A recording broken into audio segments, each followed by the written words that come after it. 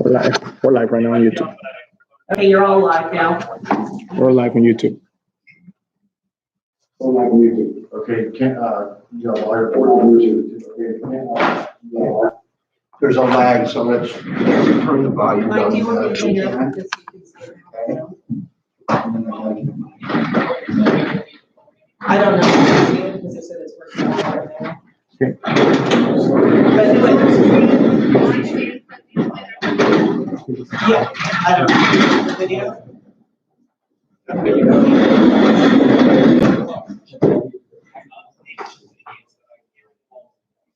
You ready to rock and roll? Yeah, we're just gonna do this quick public piece for 5 minutes or less, and then we'll go into public.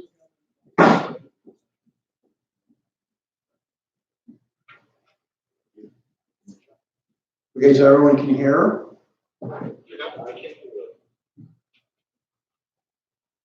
Everyone's on? Can we get a yes?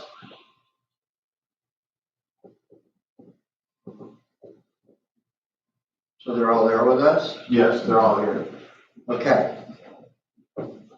Here we go. Welcome to the March 26, 2020 meeting of the Acton-Agua Unified School District. For those of you out in the public, it may look a little odd in here on social media, but we are practicing social distancing. As you can see, everyone is very far away from each other. In accordance with some of the relaxations of the Brown Act in terms of how it physically looks, we have other board members. The other board members are all on connecting with us by telephone. So the first thing I'm going to do is do a roll call, do it by name. Immediate past President Fox. Brandon Roque. Tim Jorgensen. Vice President Kelly Jensen. Here. Thank you. We will call this meeting to order. Do I have a motion to approve and adopt the agenda for the regular meeting? Moved by Kelly. Who's the second, please? Mike. Tim? Mike Fox. Mike, thank you, Mike. Are there any changes to the agenda as posted? No changes to the agenda. Thank you. Is there any public participation at this time? Do we have anybody on the phone that wants to call in? Seeing none, do I have a motion to adjourn to closed session? Mike Fox. Mike Fox moved. Brandon moved. Oh, sorry, Brandon okay moved, Mike Fox second. Okay, thank you. We will adjourn to closed session at 6:36 p.m.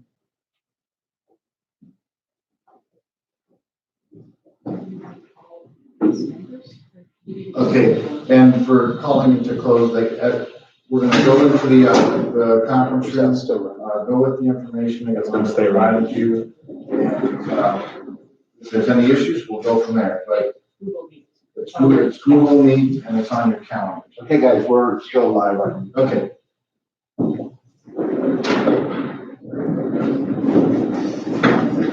So turn that. We'll put it on closed session so that people know that it's in closed session.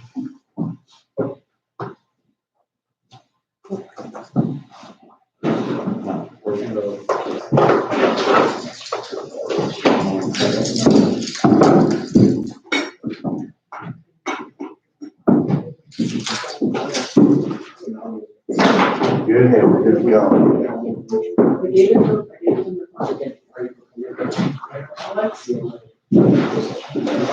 to just make sure everybody gets on.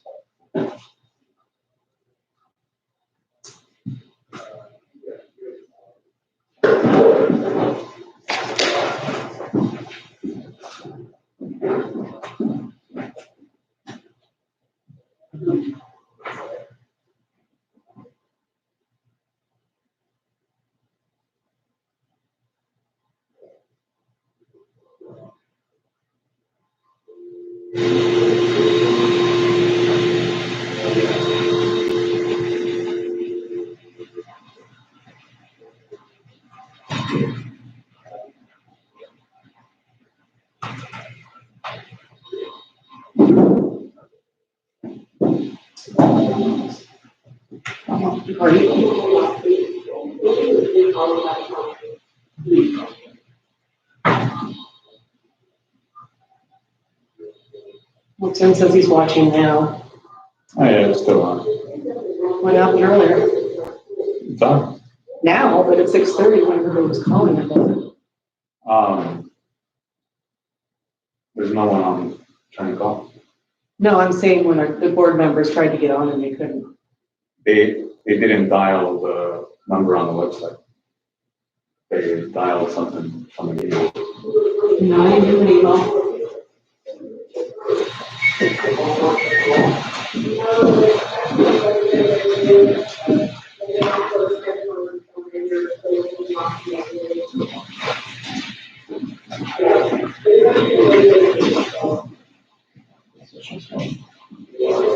We're still live. Can you turn us off so they can't hear everything we're saying?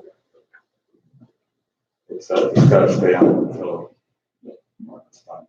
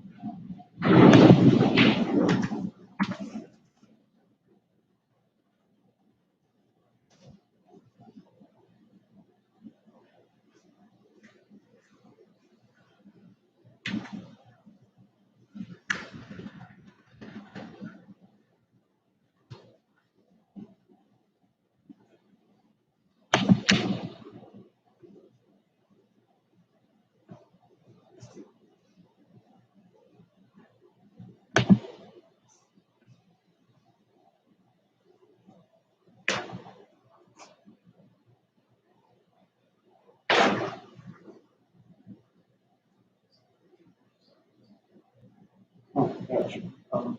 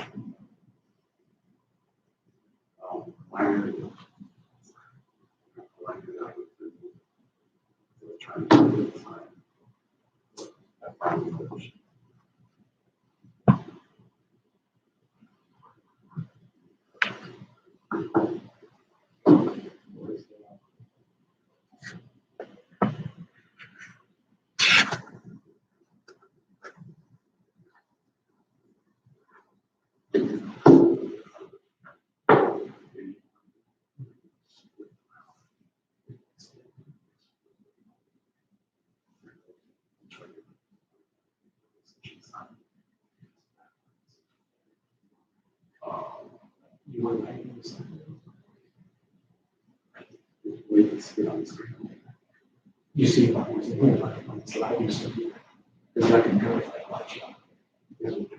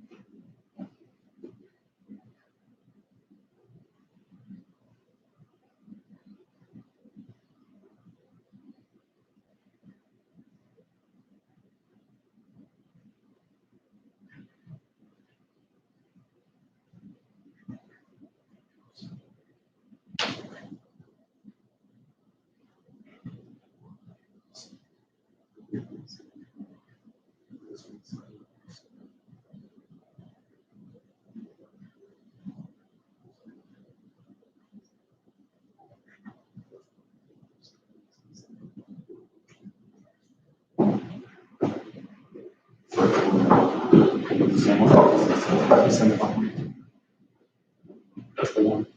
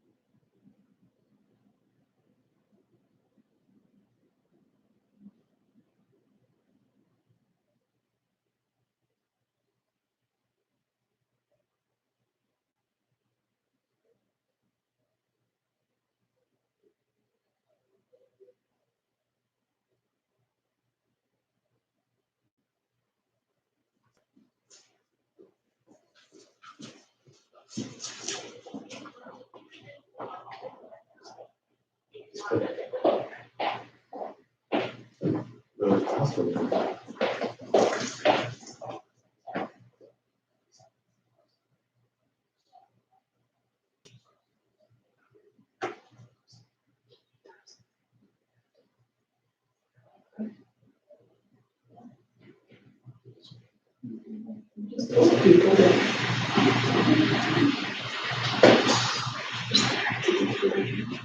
Did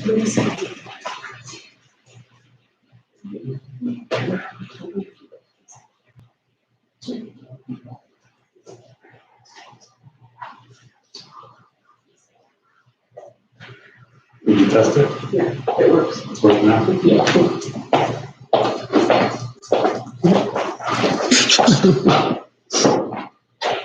Very cool. I don't know.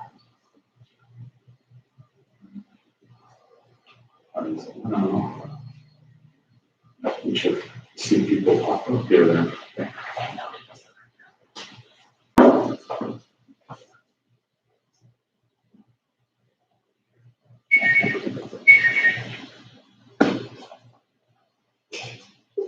It's all.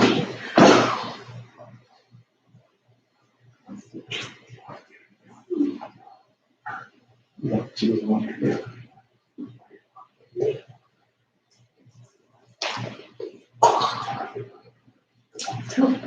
Yeah, like TV. Tell me who. I don't know.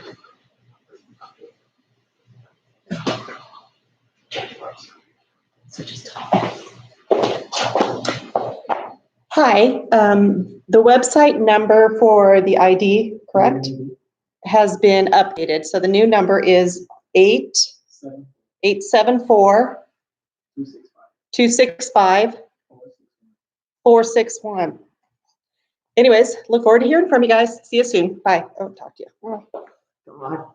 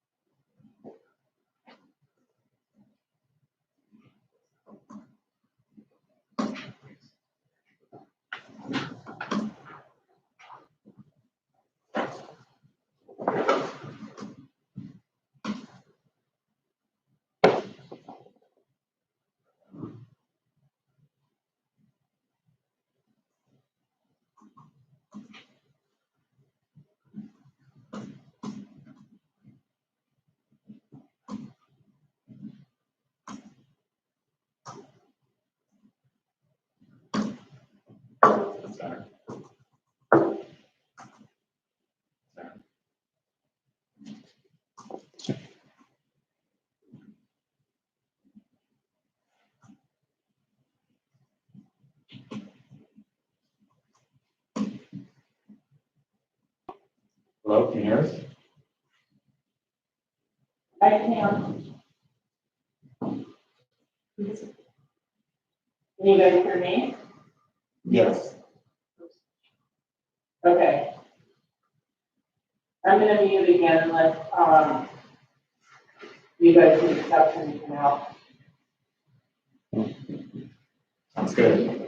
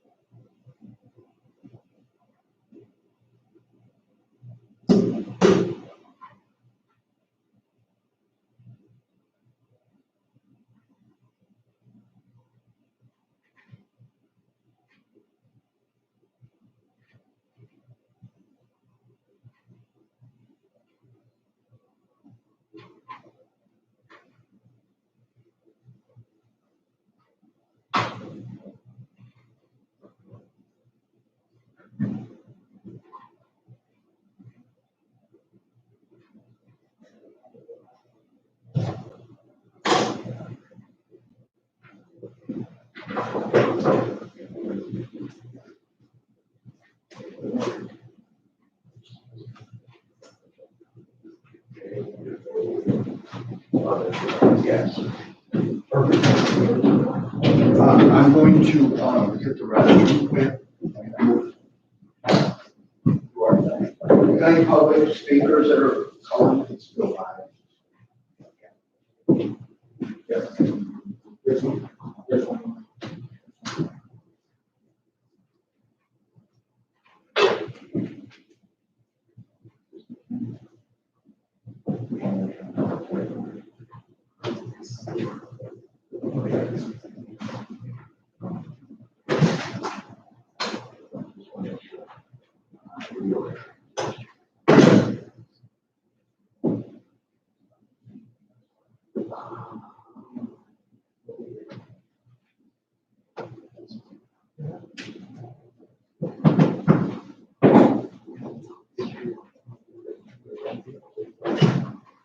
There we go.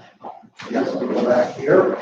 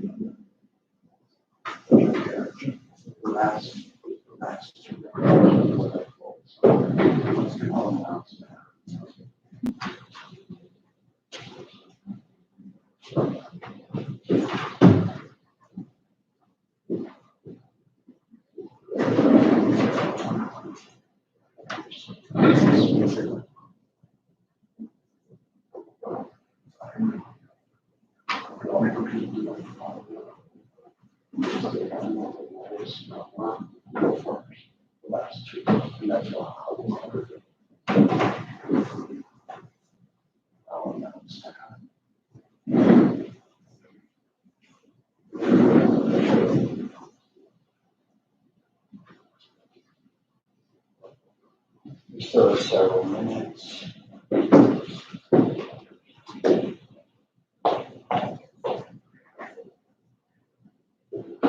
Just want to let you know I'm here, Thank you, Mike. and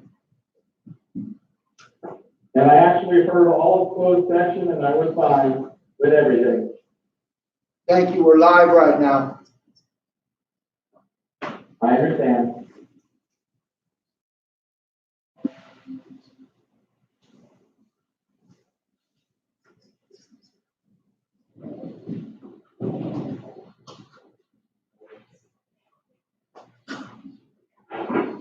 Is this, open session by phone only? Am I all the way in? Yes. You are in, yes.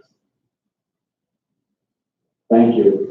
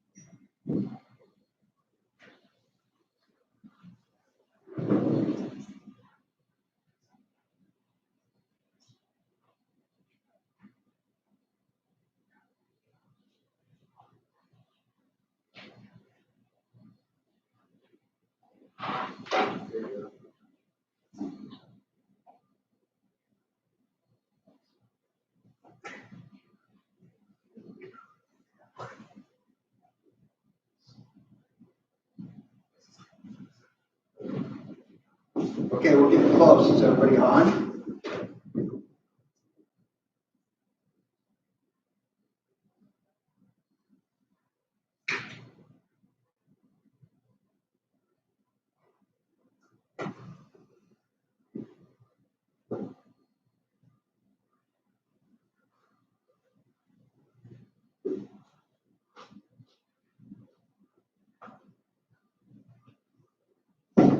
Is everybody with us, guys?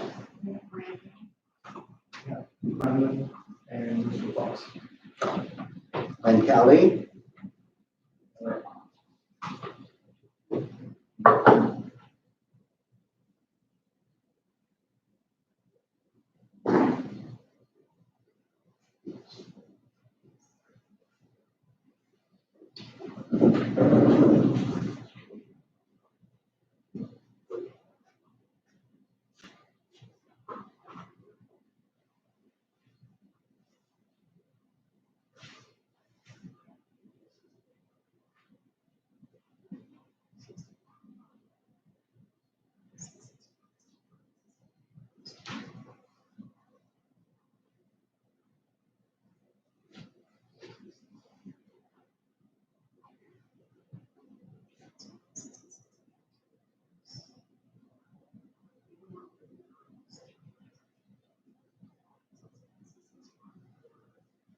Do we have a quorum?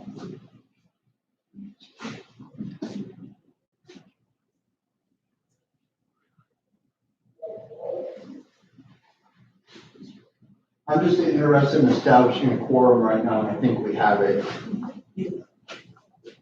I don't believe there are any decisions to go along with the flag salute, or we're going to move to public comments. I do hate to leave people on the phone incessantly, but I also like to make sure that the board members that can't make it do hear those comments.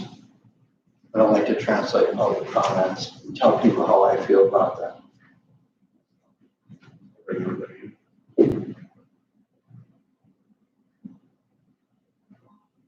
Let's see if we can get another one. Are they answering you? Hi, can anyone hear Mike?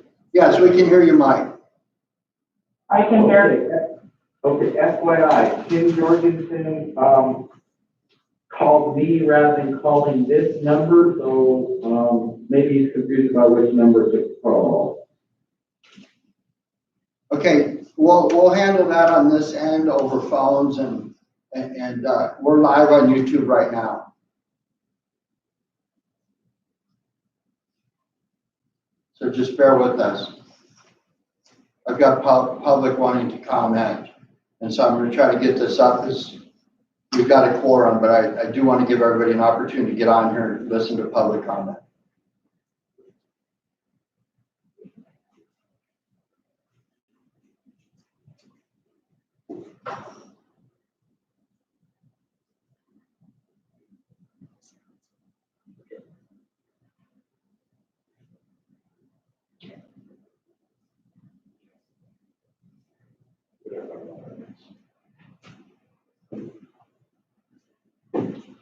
When I get to that point, I'll say this so there's three.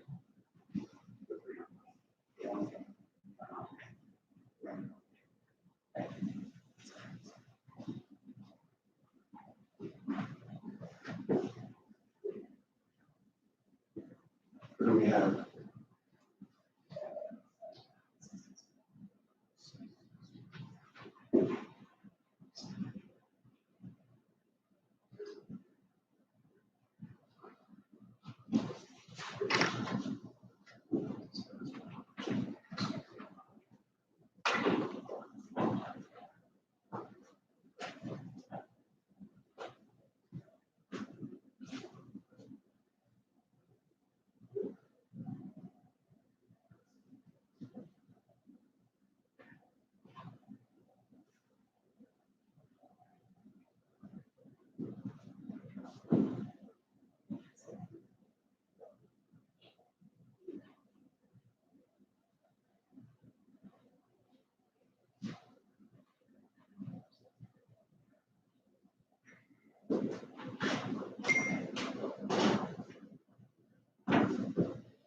All right,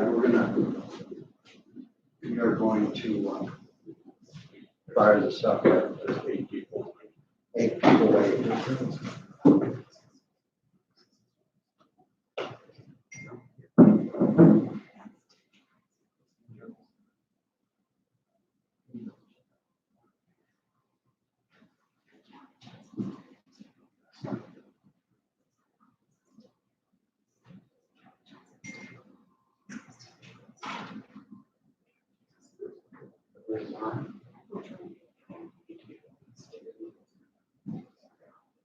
They're on top.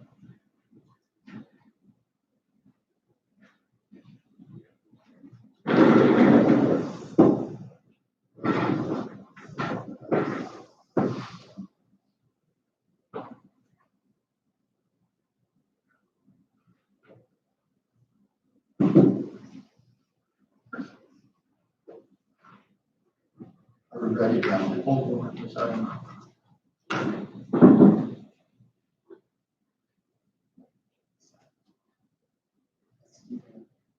All right, let's go live.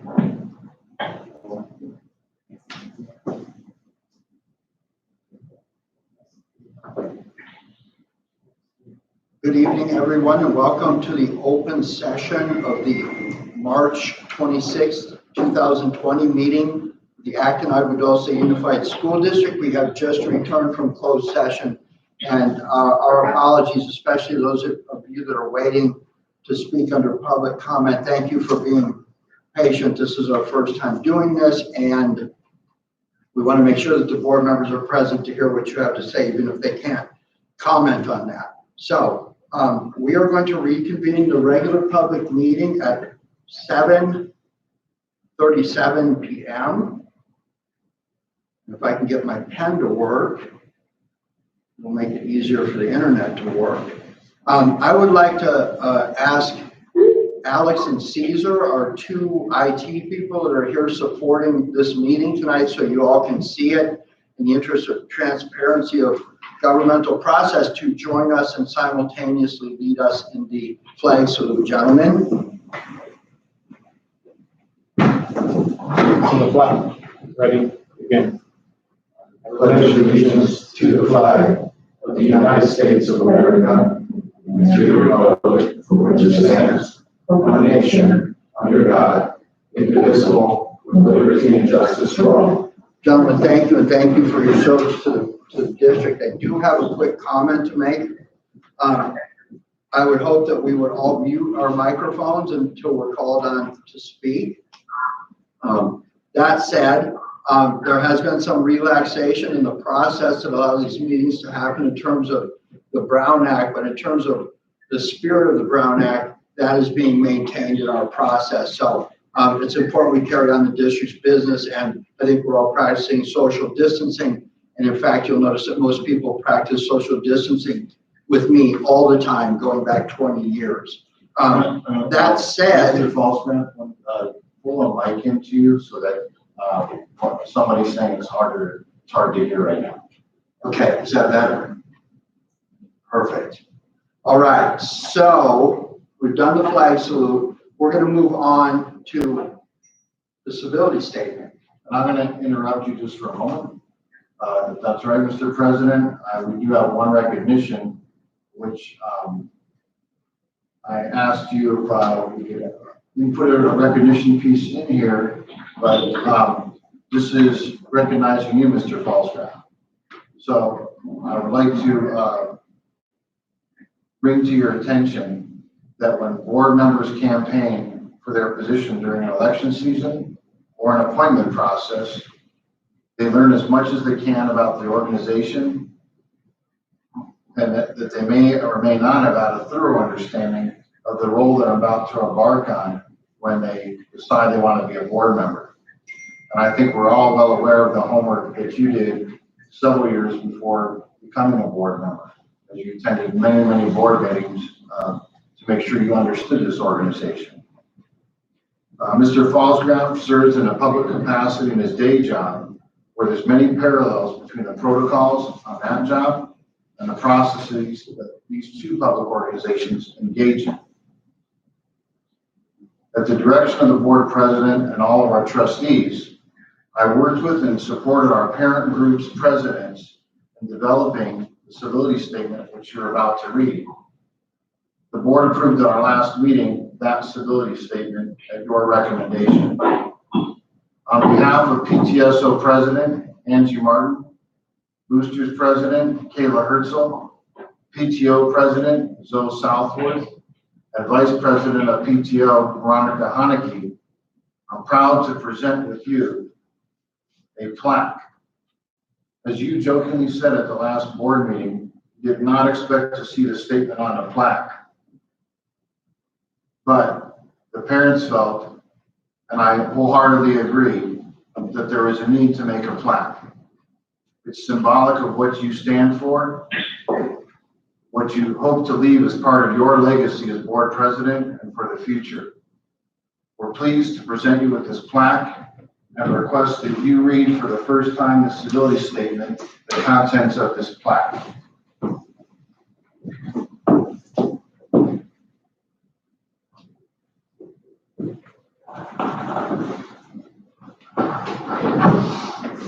Wow, this is very meaningful to me, very meaningful. I'm going to take the liberty of saying a couple of things. First, Pull your microphone in so that we'll make sure people hear you. First, most politicians like to see their name on plaques because 80 years later, someone can say, wow, they built this building 80 years ago and it's kind of looking tired. How do you say that guy's last name? I've never been motivated by that at all. And so I've kind of been anti-plaque, but this isn't really about me at all. This all started with Vice President Jensen wanting a priority exercise. For that to be meaningful, immediate past President Fox supported what was, I think, the first meaningful board priority exercise that I know about. And I think what happened was the stakeholders of the community became involved to develop the strategic plan and had input. And from that strategic plan, there's different planks of that that have evolved to become kind of like the MO of what our parent groups operate at. So the parent groups at the sites, to me, represent the voice of the community. I didn't write this. The community wrote it. And I think the social initiatives that we've had over the last couple of years to enhance our brand and tell people what that is, I think that the community, this is a community statement, this isn't about me. The plaque, it's humbling to know that my name is not on a building, but it's on an idea, and it's about an idea that represents what this community is really all about. And I'm deeply humbled by that. So, Is there, I'm getting a text from one of our administrators that it's difficult to hear. Definitely would get a picture for sure. But if there's anything we can do so that our audio comes in better, I'm not sure if on the fly we can do that. We can get closer to a microphone too. Okay. And I'm gonna put the volume up. okay, I so want to take a picture with Yes. okay, ready? Yeah, exactly.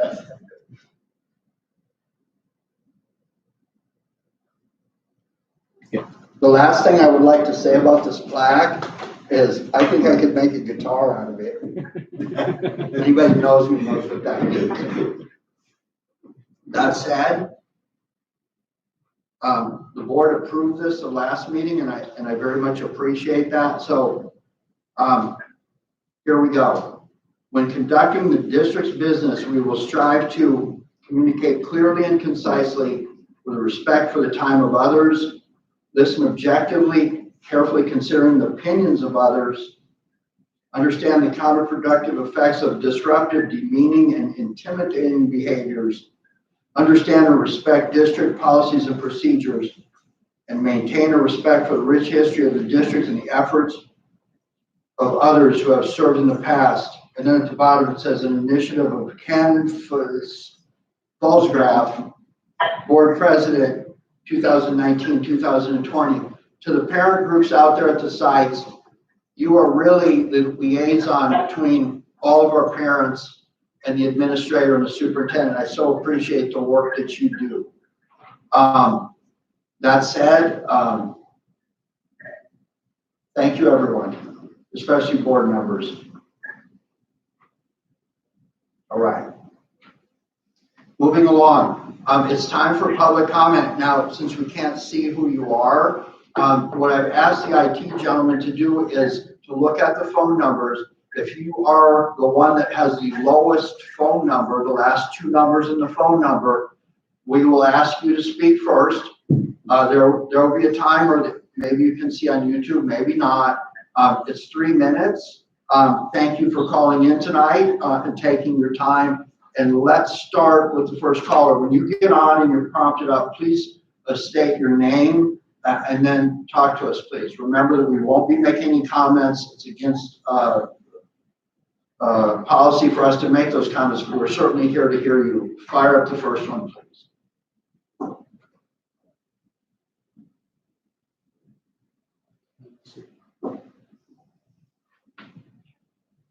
Hello, 05, you're on.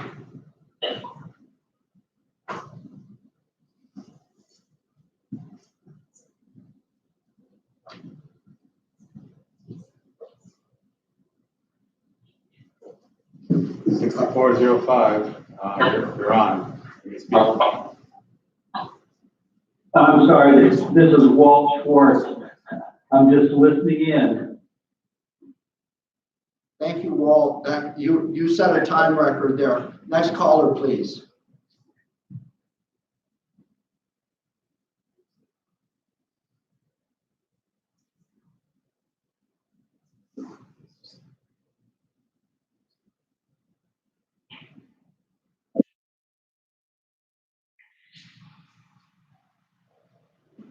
Hi, this is Giselle Weiss. I'm presenting the LCAP LTSS. My last four digits of my phone number are 2342. Okay, we'll wait for that. Do we have someone that is going to speak to us about a public comment? Phone number, last digit 48. 8646. 8646, welcome. Please state your name. Hello, this is Alex Smith. I'll be presenting later on this evening as part of the solar project. No public comment for me though, thank you. All right, so as my understanding at this point, there is no public comment. There are people in the phone bank, is that correct? There's three more. Okay, let's rotate through those then, thank you.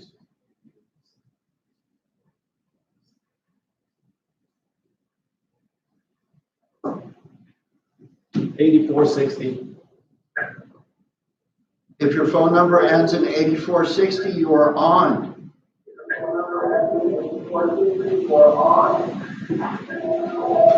I think that would be me. This is Jackie Ayer.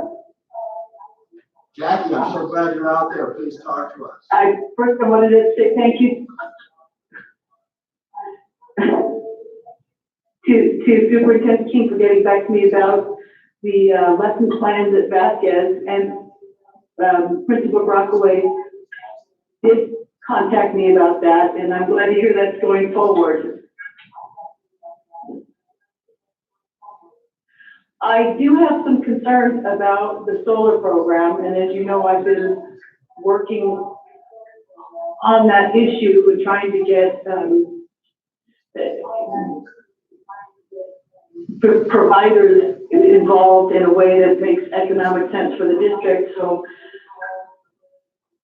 Jackie, hang on just a second. I don't know if you're going to be voting on an issue in the solar program tonight, but I'm hoping that you don't, so that we can have more dialogue on it, and I will have more time to look at it and consider it. Jackie, this is Ken. Could you, That's it. turn the volume down on your computer because we're getting terrible feedback. I do understand your comments fully. Thank you.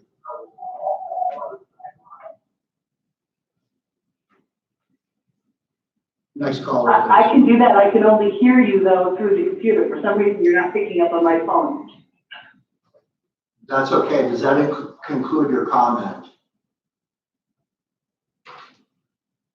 Yes, thank you. Thank you. Next, please. 7163. Caller was the last number, 7163. You're on, please.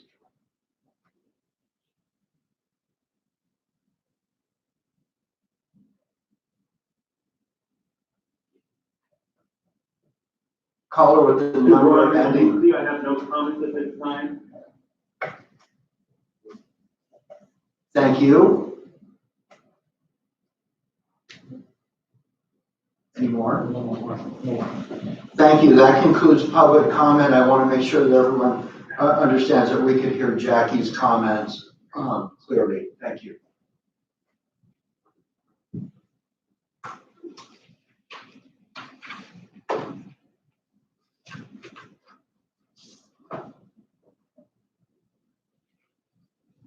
Okay, we'll move on to section 8, which is correspondence, proposals, and reports. Do we have a call in from the AATA representative?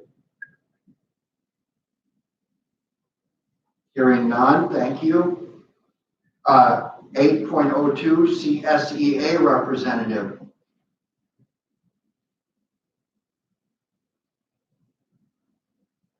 .03 student representative to the board. Hearing none.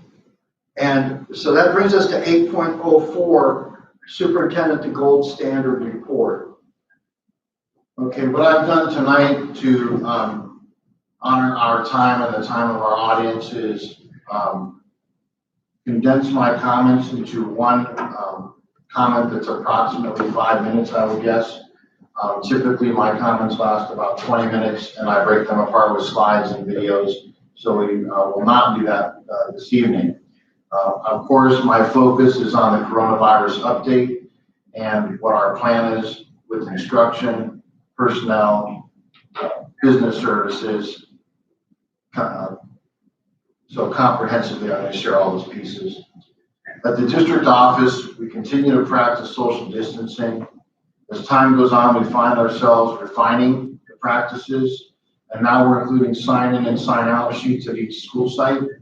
By doing so, Ernesto will be able to immediately have a custodian go to that particular school site and attend to that classroom where a teacher may have been working so that it can be cleaned and disinfected. The distance learning team is conducting a survey over the next couple of days to determine the technological resources that our students have to their avail. Based on that survey, Chromebooks will be assigned to students who do not have access to a tablet or computer. So far, it appears that 60% of our students do have devices at home.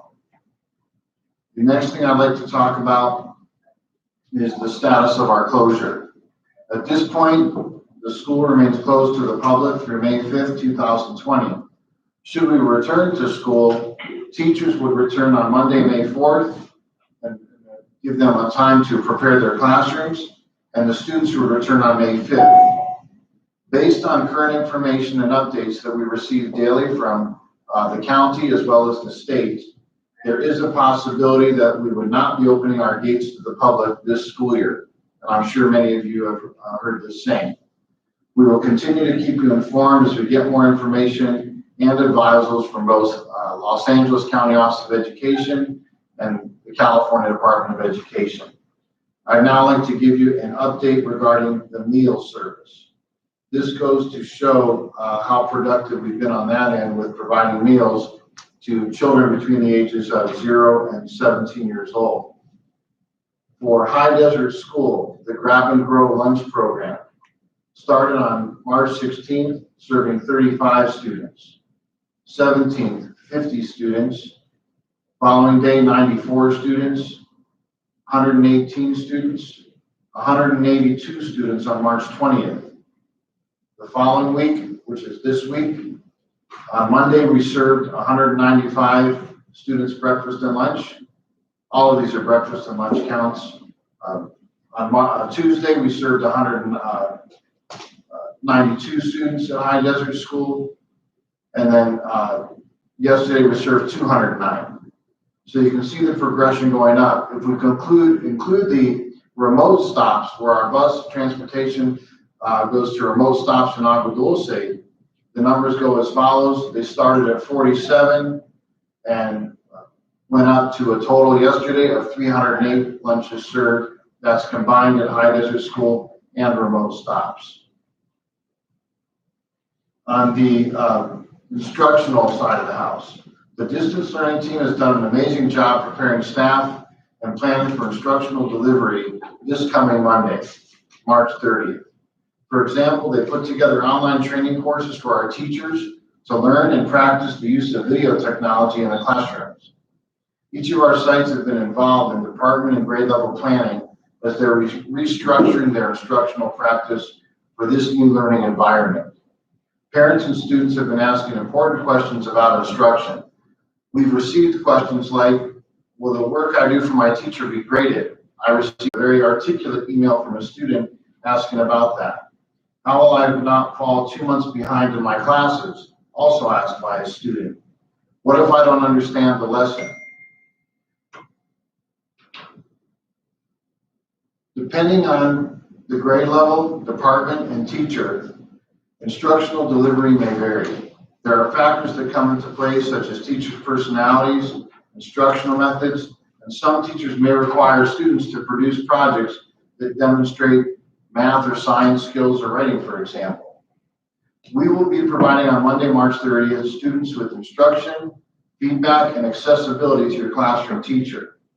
Teachers have been planning and preparing not only for instruction, but also for the need to be accessible.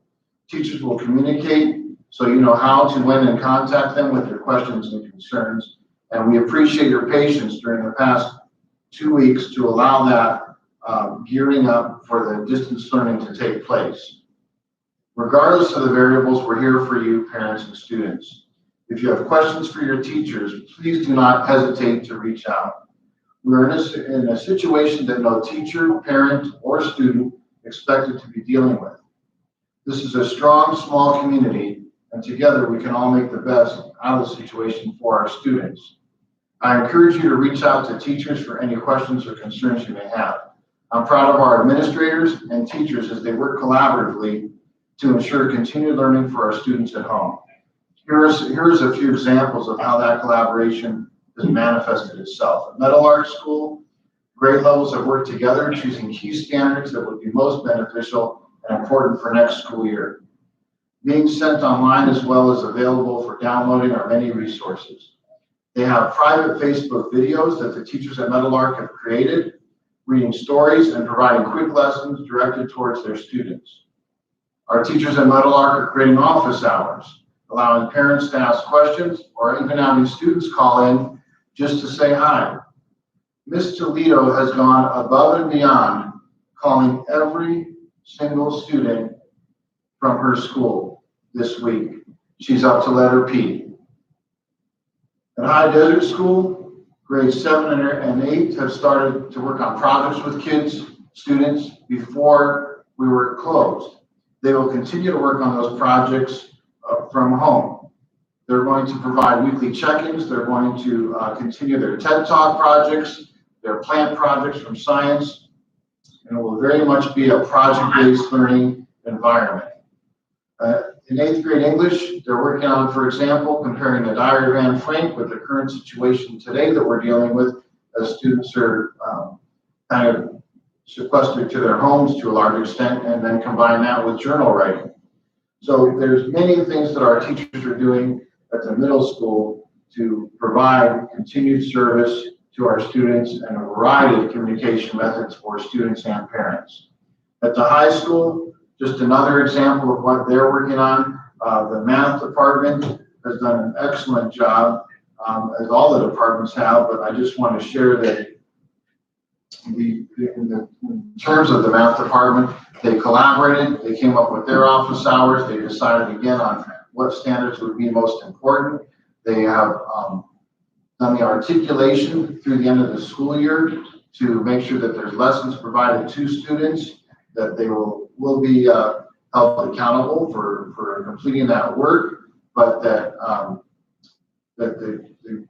they will be flexible. So across the board, teachers are understanding that this is a new format. There will be flexibility within this accountability and probably required on the parts of all team members, parents, students, and teachers as we try to navigate learning in this environment.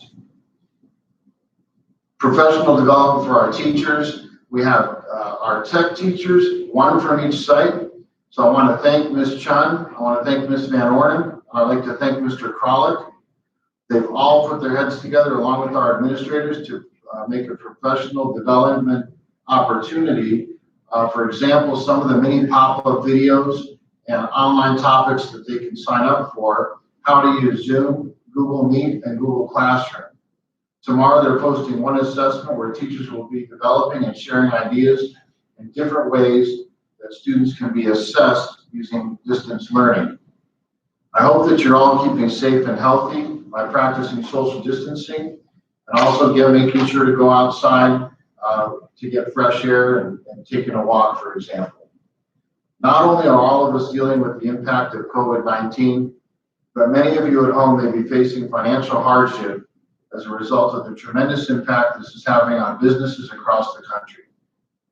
Please know we will do our very best to be there for the social, emotional, academic, and physical needs of your children.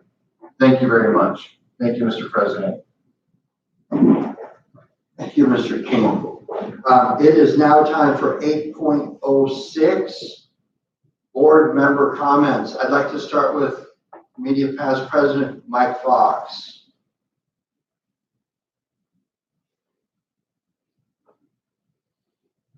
Mr. Fox, do you have any comments this evening?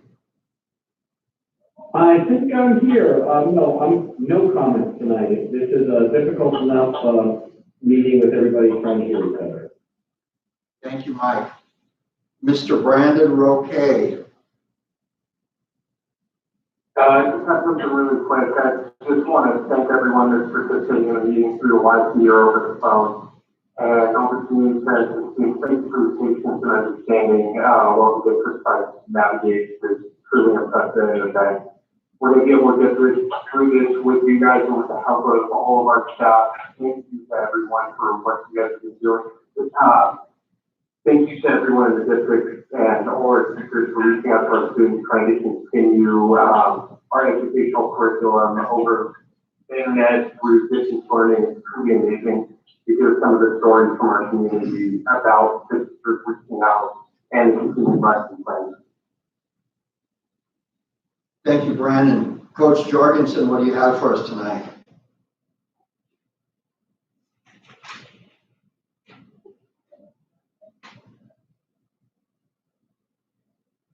Tim Jorgensen, do you have anything for us this evening? No, I'm just going to wish the best to all of our students and congratulations and continue the hard work with my staff. Make sure they maintain connection and give the students confidence that we'll get through this. Thank you. That means everything coming from a veteran of decades of services district. Kelly. I would just like to really give a shout out to our nutrition team. Thank you so much for all you do in feeding all of our students. Yeah, we're seeing a lot of the numbers go up, and I appreciate that. This is really a unique time, so I think that the only way everyone can get through this is working together. I'd like to tell our teachers how much I appreciate them, because I can tell you that from my vantage point, it is really difficult. You know, a lot has happened without any kind of notice that this was going to happen. So we're actually building a plan for flying it. So I do appreciate that very much. So I would just like to tell our team how much I appreciate them for feeding our kids, for making sure they're getting educated, and for our team that has had put together all of the professional development and our tech team for, you know, setting up all the meetings and all the training. So just big appreciation for all that everyone has been doing. All right, Kelly, thank you. All right, I have a comment. First, as a matter of continuity, a reference in the last meeting, there was to be a hearing conducted with regards to the Valiant Charter in the San Diego courts initiated by the DA of San Diego County. That was canceled, postponed, and moved from March 20th to April 10th. If anything happens with that I can talk about, I will. I want to talk a little bit about what's going on. You know, a couple months ago, it's been quite the year because I remember the candlelight meeting. I thought that was pretty odd, but I want to talk a little bit about this distance learning. Of course, I'm the one that will say things that others won't. Let's start off. I want to say that I've been very fortunate in my professional career right now to work for an agency for nearly 2 decades that is very well resourced. And in fact, along the way in my career to get there, I've worked for what the top end companies of whatever it is I do in my field, and I've taken great pains to make sure that my personal skill set is ready to go to work for companies like that, because the bottom line is, it's always been my reasoning that if I'm able to operate at that level, the likelihood that my employer would be affected by an economic fluctuation would be less, meaning that my family would be safer financially. And I will have you know that right now, 3 of those companies or agencies are being debilitated, totally debilitated. So this idea that you're safe somewhere, I don't see that happening anymore. So what does that have all to do at all with what we're here for, what we're talking about? We live in Acton-Agua, and I think like even a month ago, we were not worried about much. We were just going along 5 days a week and wondering if there was going to be a fire where I could buy a generator, but things have escalated very quickly out of nowhere. I'm just humbled by the number of people that are being affected by this viral thing, and I don't think it's hit yet as to what it means health-wise, but I mean the economy is being debilitated, and I think that's a pretty much of a no-brainer thing to figure out. But what I want to talk about is the people that work for this district, the teachers and the staff. And I want to remind you that they are people just like us. And I want to remind you, well, I think it's easier, let's play a pretend game. Pretend that you're in a classroom with the children of, say, 20 kids. So you're in there all day with them and dealing with that. And then you go home in the evening and you got your own life. And of course, you had the life to start in the morning before you went to school. But anyway, you get there and you're doing all this, you're balancing all this, and your phone rings and somebody tells you that that stuff that they've been talking about on the television is actually real, and that you're going to stay home and you're not going to be able to go back to your classroom. And in fact, you're going to take up your profession in a completely different format, one that you may not fully understand, be proficient in, and most importantly, that you may not professionally see as a valid method of teaching. But what do? Well, you step up to the plate and you go along with it because you have an obligation, at least you do personally, I think a lot of you do, and look at it this way, that the futures of the kids that you're teaching today have everything to do with today, but also their futures. So we got a couple of things going on in the background here. I'm getting a little sidetracked, but I know that it might scare you as a parent to suddenly realize you are the quality control of your child's education.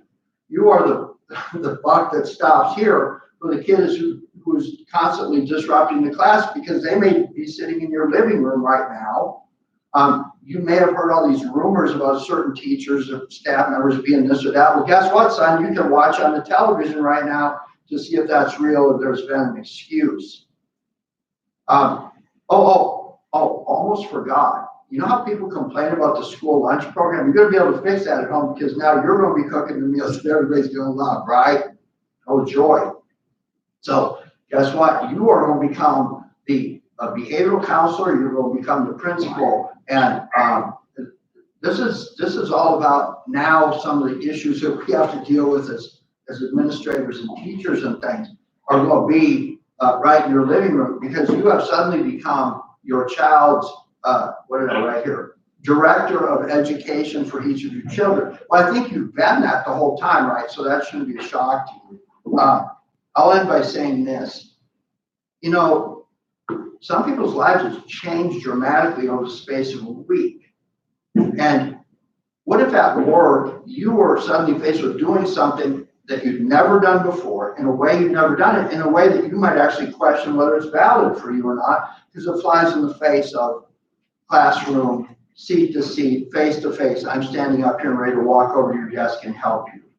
And I do want to compliment our teachers for doing that, because they're living that model right now. Now, I'll close by saying something memorable but not shocking. If you are going to send me an email in my capacity as a board president right now, and you're going to be critical of the district's teachers, staff, or administrators, don't expect much sympathy from me, because I'm going to look for your help right away. I'm going to ask you about your experience as a, what is this, distance learning specialist or consultant, because if you're going to criticize everybody right now, you probably got all the answers and I want to hear them.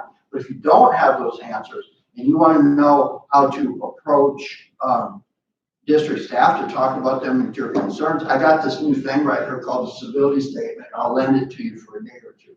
So please remember, these are people, this is a new thing and it's rolling out fast, and it's new territory for everybody. And I'm glad that our teachers and staff are not checked out, because they've been really busy. And that concludes my rant on the COVID virus outbreak or whatever it is. Thank you, teachers and staff, and thank you guys for being here tonight. That concludes my board member comments. Mr. President, I had a question from a board member that just wanted me for public edification to share one thing on the meals. So, yeah, okay. So just for public edification, the meals that we serve are open to any child between the ages of 0 and 17 years old. They do not need to be one of our students. And we applied for what's called the Seamless Summer Program. It's a fully reimbursable program, primarily through the federal government, but also partially with the state. So just to clarify, this is not something that harms the district in any way. It's a program available, and I actually thank our business department for reaching out and making sure that we have that available. Thank you very much. We're moving on to section 9, the consent agenda, which includes the minutes of the regular board meeting of March 12th, the warrant register, which is the district's purchasing record. And what did I miss here? Can we move this in, please? Jim moved. Tim Jordan, Second. second. I'll second it, thank you. Are there any items that we need to move out of this and discuss individually on any of the consent items? Hearing none, call the question. Aye. Aye. That's 3. This is Mike. Aye. So 4 board members, aye. Board president, aye. 5-0, consent calendar moves along. We're going to go into personnel, section 10. This is an action item. It is the appointment of an assistant superintendent. Superintendent King, will you summarize this for us and tell us what your recommendation is? I'm actually going to defer my comments to Walt Schwartz if he is still on the line. Thank you. Thank you, Mr. King. Yes, I'm still on the line. Can you hear me okay? Yes. Yes, regarding this item, we would like to recommend that the Board of Education appoint Assistant Superintendent of Human Resources, Personnel, Pupil Services, and Education to Kimberly Shaw. As the board may remember, we've conducted 2 searches. We've looked at more than 35 candidates. We've interviewed 6 candidates and are proud to make this recommendation. Ms. Shaw comes to us with 22 years of administrative experience as an assistant principal principal at both the elementary and middle school level, in addition, a director of support services with a charter school as well. We're very pleased to make this recommendation. Is there any discussion from the board, any questions? Hang on, let's start with, Mr. Smith, Board President, can you hear me? yes, Kelly, go ahead. I'd like to recuse myself, please. I'll be, stepping out of the room for a minute. So you will not be engaging in a discussion or making comments? Is that to include the contract of discussion for this position as well? Yes. Thank you. So you'll vacate until you're called back in. Thank you. Mr. Fox. When I vacate, can you kind of like yell loud so I know I can step in? You'll be instructed. Thank you. Mr. Fox. I think you said Mr. Fox. Yes, I did. Questions? Okay, no questions, and I hope this goes in the affirmative and we can welcome aboard Ms. Shaw. Thank you. Mr. Roque. I have no questions. I'm happy to see this, the recommendation based on what she was able to do with metal art. Thank you. Mr. Jorgensen.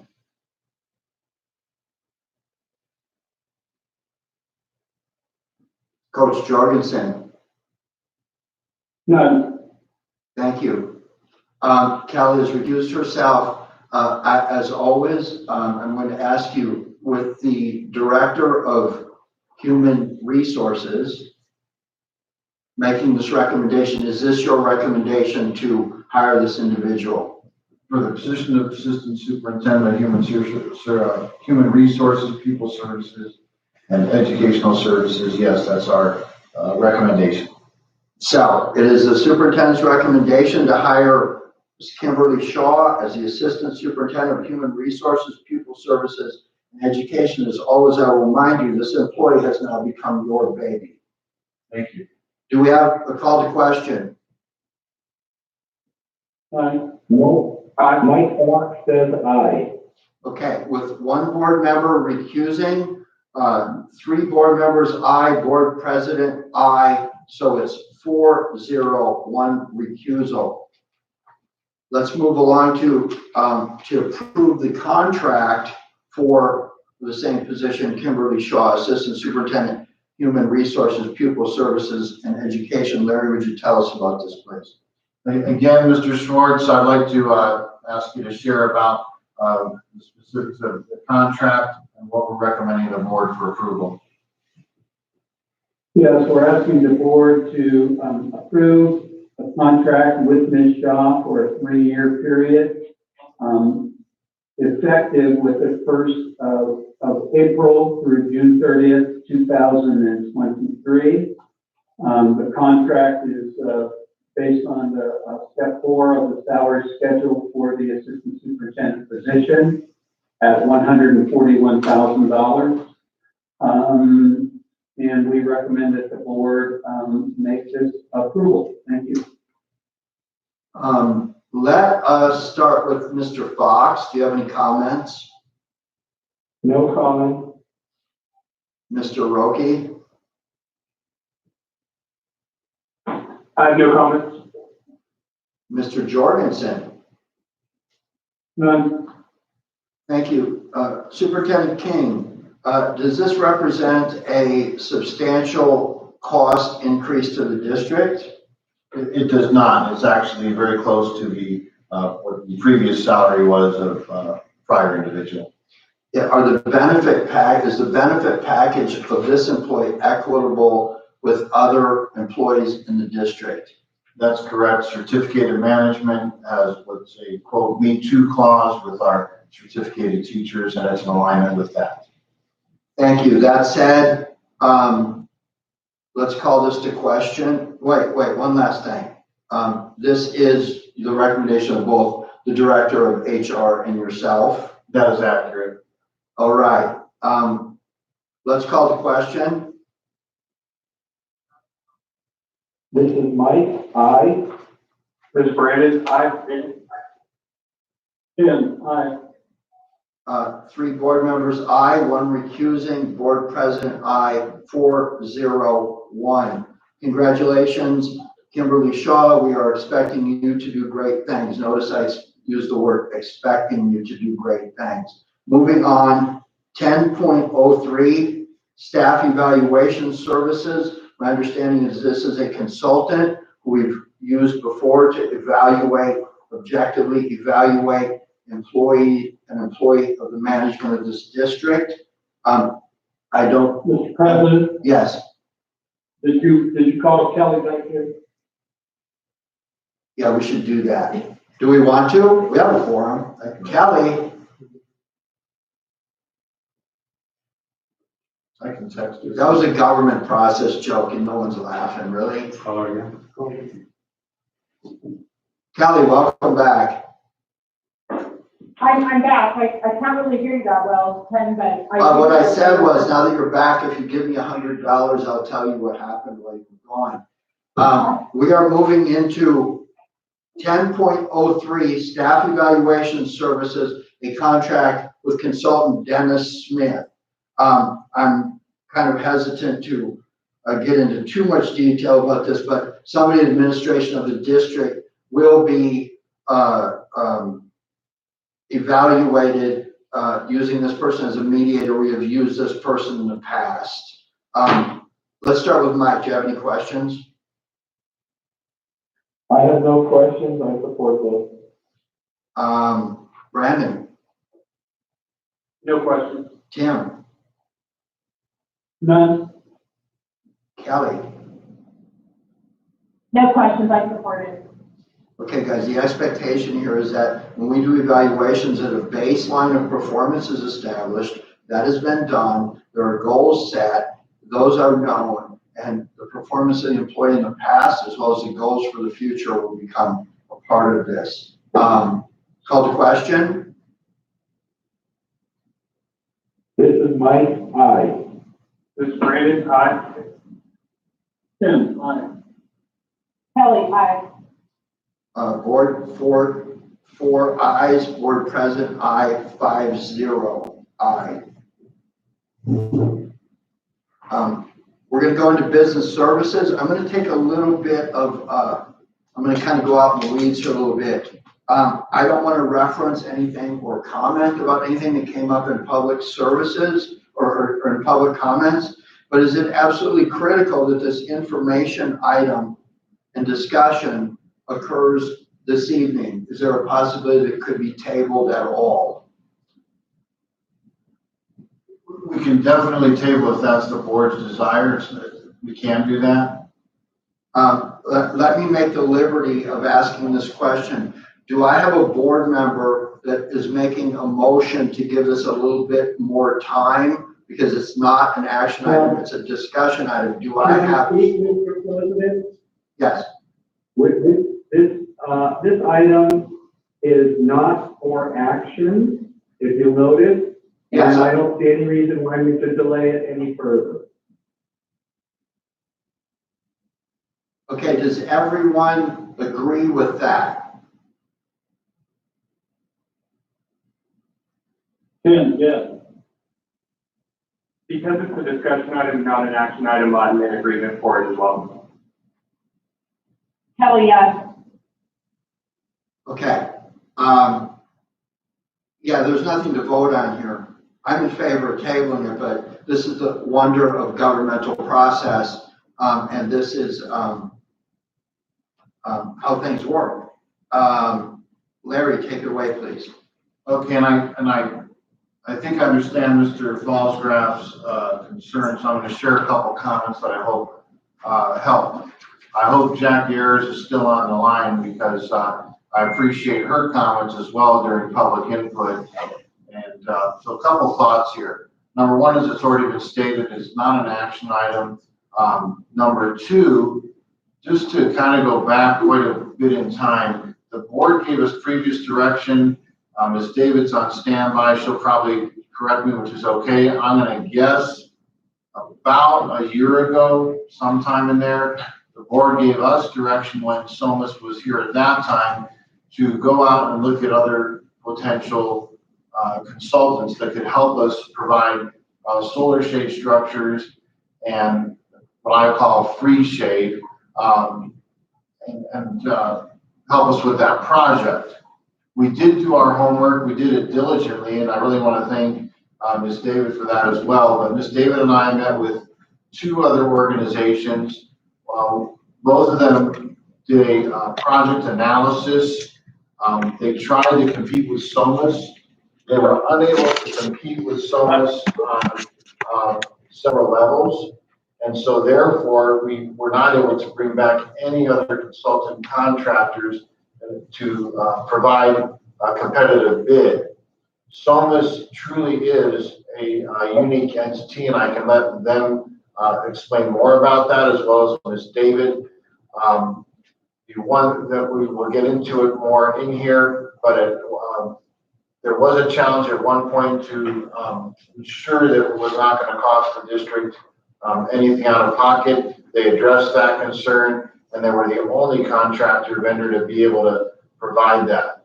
So I will turn it over to Ms. David to introduce SOMAS and add anything she wishes to my comments. Okay, this is Ms. David. Can you guys all hear me?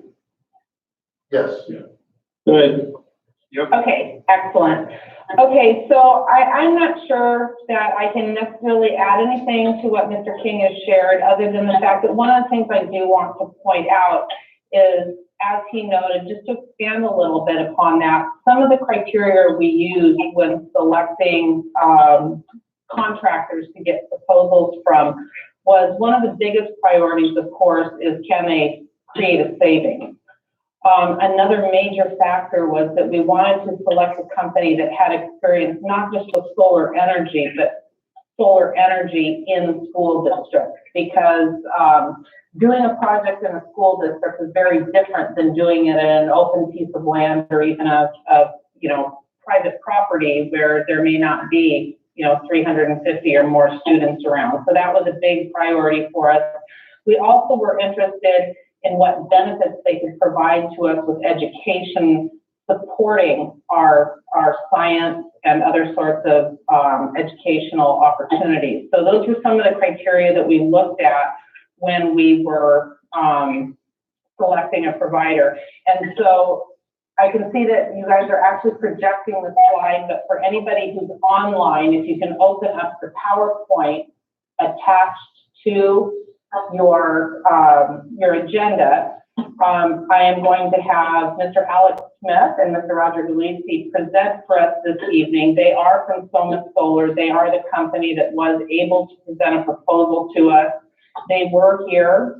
It was actually over a year ago, but we were working on the HVAC, air conditioning, and LED lighting projects that we had through Prop 39, which also did not cost us any money. And we wanted them to rework their calculations to make sure that they could still present a savings. The other company, as Mr. King stated, SiteLogic, was not able to present an option to us that would have savings to us either short or long term. So with that, I will ask Alex Smith and Mr. Galisi to share with us what they've presented. Thank you, Lynn. This is Alex here, and I'll walk you guys through this presentation, and very much a pleasure to be able to present to you all again. If you turn to the next page, the page entitled Solar Project Benefits. Identify the pages that you're looking at. Absolutely. So the page entitled Solar Project Benefits is what we'll go through first. Certainly the most important benefit that we can provide is a positive impact to the general fund in terms of cost savings. $4.6 million in cost savings to the general fund, certainly significant over the 30-year period. We have improved campus security and safety, as well as shade for students, cars, and the community. When it gets hot out in August, it's certainly nice to have those shade structures out on the campuses, particularly for the elementary and middle schools. Those shade canopies can be utilized for lunch areas. We can put benches underneath, for outdoor classrooms, or for play. So kids can continue to play underneath those shade canopies. We also have next generation science standard aligned modules that interconnect to the production coming out of the solar energy system, so that students can take a look at the data that's live coming out of the system and use that as part of their science and math classes that we've developed. That's K-12, those next generation science standard modules.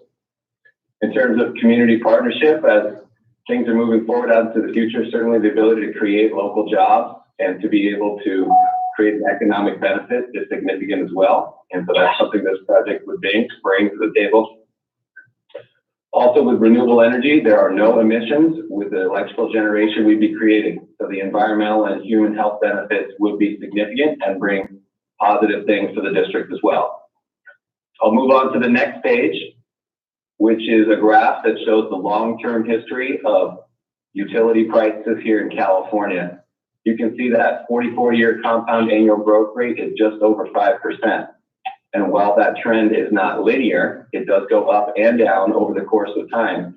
That long-term trend is over 5%. I'd also like to add that Southern California Edison in the last 2 weeks has announced that they are looking to raise rates by 11% January of 2021. So something else to consider in terms of wildfire liability and how that's being passed through to the ratepayers. Southern California Edison has requested an 11% rate hike for January of 2021. Moving on to page 4 in the cost savings summary. You can see the savings projections in year 1 through 5, cumulative of $60,000 to $80,000. In addition, the year 1 value of the shade canopies, which we have not included in the analysis, but something to point out, is roughly $600,000. So if you were to purchase these shade canopies and put them on the elementary and middle school, be a significant upfront capital cost that would come along with this project with no upfront capital cost. Cumulative savings years 1 through 30 is $3.95 to $4.88 million. The capital cost is part of the power purchase agreement. The power purchase agreement, there is no capital required by the district. We will put all the money in for design, construction, and maintenance, and sell you power at a year 1 rate of 14.8 cents per kilowatt hour. That rate will go up at 3.9% for the first 15 years and be flat for the last 15 years of the 30-year contract. Your historical consumption data using just over 1.6 million kilowatt hours. I want to point something out on the next slide where it states that the cost is $176,390. That is actually not correct. That is a number from 2013. The actual number is $296,045 for an average rate. Currently it's 17.71 cents per kilowatt hour. Because rates are going up and we're looking at that 11% rate hike coming next January, that 1771 would be 1966. So our 14.8 is competing with 19.66 to drive the savings numbers that you see at the top of the page. We are using 5% as what we think utilities will go out into the future as the annual escalator because that matches the long-term historical context. We've got parking canopies and shade structures as well as a ground mount system for 773 kilowatts at 5 locations, producing just over 1.34 million kilowatt hours. And that's an 81% solar fraction, meaning 81% of the annual electricity in the district would come from solar and renewable energy. I have a question. Yes. Okay, this is Mike Fox, board member. You analyzed, you said last year's usage and last year's electric cost from our district? Yes. Okay. And do you know how much of the 100% is due to usage at the Agua Dulce campus? We can take a look at that. I can get back to you in writing as to what the load is for Agua Dulce. Maybe Lynn would know. Is it fair to say it's less than 20% of the total?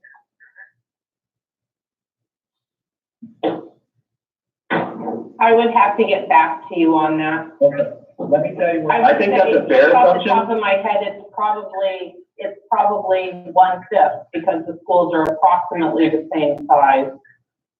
Okay, Why am I asking? So, if a school should close, we're still generating electricity off of that particular, installation. And are we just committed to buying the aggregate amount of power regardless of where it's generated and where it's used? There are a few different options for if you're looking at a school being repurposed or to be closed. Part of the design effort that we would go through is to look at that, and there may be an option to determine that it may not be a good idea to build there, or you could look towards other options in terms of assigning the power purchase agreement. So if someone else were to take over that property and continue using it for what it is, you would assign that power purchase agreement to that new owner, and we would continue the power purchase along with them. Also an I option. would just ask, Ms. David, when this was the same question I had a year ago. We know that campus, well, everyone hopes it stays open forever. Currently, it's got a rather small charter school in it, and, you know, as far as I'm concerned, that campus goes, you know, year by year. And, so I'd just like to make sure that at least, you and your analysis, Lynn, take into account the risk that perhaps, that site might be empty, and make sure that we don't end up upside down, having to buy power that we don't need. Okay, we'll keep that in mind. Okay, that's all I'm asking you to consider that. And so Okay. that's only 20% of the power roughly that we purchase, and we're generating only 80% or 80% of our total power. Then it's not clear to me, you know, whether or not we'd end up buying power we don't use. But that's what I'd like you to think about. Okay, and the current charter school that's there right now still has their authorization for several years, and they're currently at about 210 students. So, but we'll keep that in mind. Excuse me, everybody, this is Board President, I think we're getting way off in the weeds out here. I'm not gonna be expecting. For the moment. Hello, Thank you. call to order. I'm not comfortable. Okay, thank you for your question. Moving on to the next page, page 5, which is the annual savings summary. Excuse me, consultant. This is your Board This President. page here provides an annual breakdown of the total cost savings going out into the future. Alex? So wanted to point out that there are cost savings starting in year 1 all the way throughout. For everybody there, I'm not interested in discussing what school might close or anything like that. We're getting way off out in the weeds out here. I think what we're looking at is we're looking at somebody who does facilities projections, who's asking questions about is the validity of the system long-term, and what if there were fluctuations in power use? I'm comfortable listening to that. So let's fire up our consulting and let him carry on.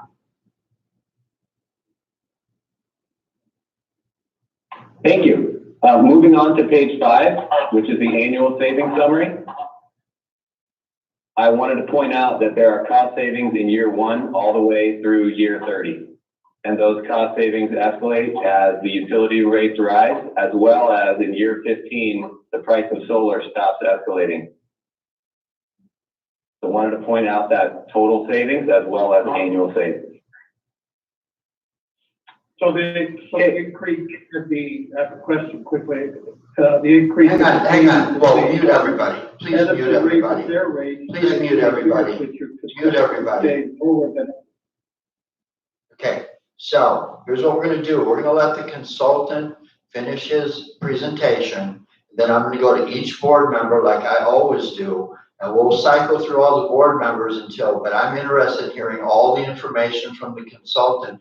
Then I'm going to ask if there's somebody from the public that is still out there that would like to address the board with their comments. If there's not, then I'm going to make a suggestion in my comments. But consultant, please bear with me, complete your presentation. And I'm going to start with Mike and move up like we always do and ask questions. We'll have all kinds of time to do that, and I'll make sure everybody's questions get answered.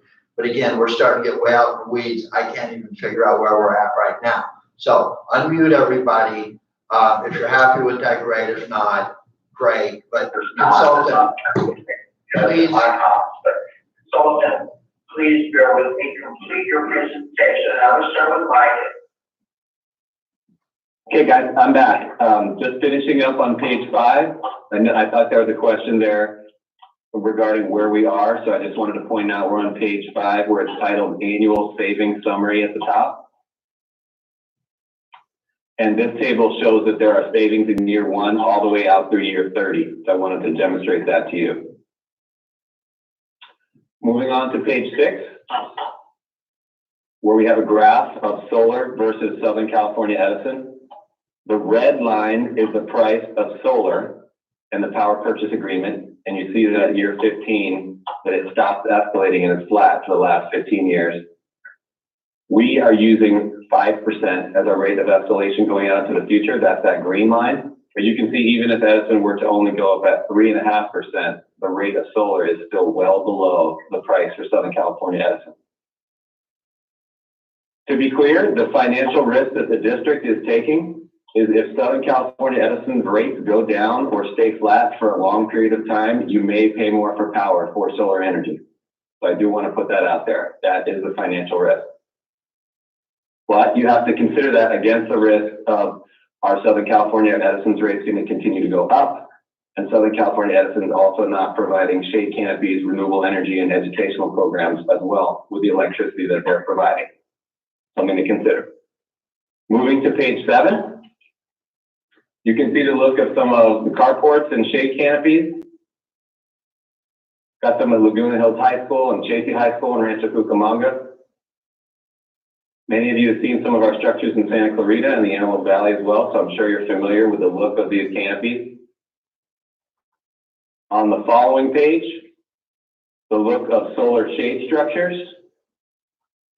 These shade structures are quite large, as you can see. They're 40 feet wide and are modular in length. They are padded when they're going out in blacktop or grass areas so that the kids can run and play and use that shade area. And you can see that they're much, much larger than the typical canvas shade canopies that may be installed otherwise. On the following page, a little bit more about our company, PSMG Solar. We have done the most school district projects in Southern California of any other group. Got 329 schools at 31 districts. And many districts in the Antelope Valley and Santa Clarita, Los Angeles County, San Bernardino County area. And the way we've been able to continue doing these projects is by having successful projects where things go well with our clients so we can get positive recommendations to move forward with other districts. So the way that we're able to do that is by making sure that we have a very collaborative design and construction process. And on the next page, page 10, one of the ways we're able to do that is by having no change orders on our projects. So after we've walked sites, which we have at your locations, and we provide you a price, no matter what happens during construction, we're not going to come ask you for more money. So in all the projects we've ever done, we've never had any change orders after we've signed a contract on our project. And we have had things that have happened in terms of hitting water lines that weren't noted on the drawings that we looked through. But we have taken care of all those problems. And I think that's been very helpful towards having that collaborative atmosphere with our clients. Also, having those educational enhancements as well, providing opportunities for students to use their minds to get more into renewable energy if they want to, through the curriculum, as well as other opportunities, internships and scholarships that we've provided to districts in the past. Lynn mentioned before that working at schools is very different than working at any other construction environment, particularly as it comes to the Division of State Architecture and being able to submit your plans, get the permits, and also get closed out with 100% closed out with all of our A numbers have been closed out on every project we've ever done, which is very important so that if you have a future project happening at your site, our A number would be closed. That's very important to us and it's very important to you guys as well. And then safety, got to make sure we're safe. There's lots of kids around at the sites. We're currently under construction at 45 schools while school is in session. And making sure that everything is safe is our top priority at all times. We understand drop-offs and pickups and testing windows and how to operate within a school campus to to make sure everybody's safe. Flipping to the next page, which is page 11, the power purchase agreement. This is the structure that we're recommending. There's zero capital cost for the district. We would provide all engineering, design, construction, maintenance, and insurance for the full 30 years. You would know exactly what your price is for that 30 years. In a way, you're currently in a power purchase agreement with Southern California Edison, but you don't know what your rates are going to be, and they're not providing renewable energy structures going out into the future. We're using top tier technology because we have a performance guarantee in our contract where we have to provide kilowatt hours to the district. If not, we have to make you whole.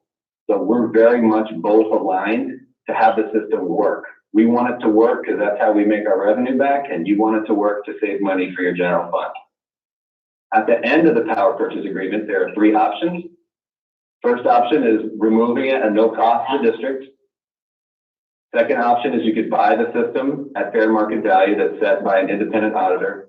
Or the third option is you could renew the PPA. Perhaps we put on new panels because all of the racking and steel is still good. Going to the next page, California Government Code Section 4217. This has been designed to allow California public agencies to move forward with renewable energy projects. So this is the code section that we have used for all of our projects when we've been approved. And then moving on to the next page, we have site plans for all of the sites to take a look at. So starting out at Acton Elementary School in the district office, we've put a shade canopy out in the blacktop. And the blue rectangles represent the solar panel structure. The red X with a circle is where your meter is located. The next site plan would be Agua Dulce Elementary. You can see that the shade canopy is on the blacktop in the play area.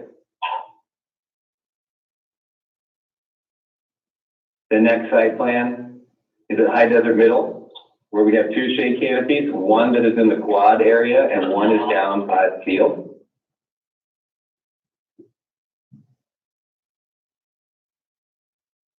On the next site plan at Meadowlark, we've got a canopy right on the edge of the grass blacktop area to provide shade, and that shade will kick out onto that playground area because it's to the south of that playground area. The next is high school. At the high school location, we have elected to put ground mounts out to the north of the parking lot. And those ground mounts would be fenced off and they would be interconnected into the red X where your meter is located. And that concludes my presentation. Happy to take any questions. All right, that said, let's start off with Mr. Fox. And just so you know, you know what, let's do something a little different here. I'm going to ask, before we get into our questions, if there's anybody in the audience that wants to talk to us right now, or if they're there, if they want to hear our discussion, including the questions first. If you're there and you choose to do that, you're not going to be able to talk 2 or 3 times. It's a matter of you're giving the opportunity right now to maybe get your comments out on the table. You'll have 3 minutes. Is there anyone there? I'm here. Is that Jackie? Yes, it's Jackie. Jackie, before I start a timer, would you like to hear the board member questions to the consultant and their answers and then be brought on, or would you like to go now? But certainly not both.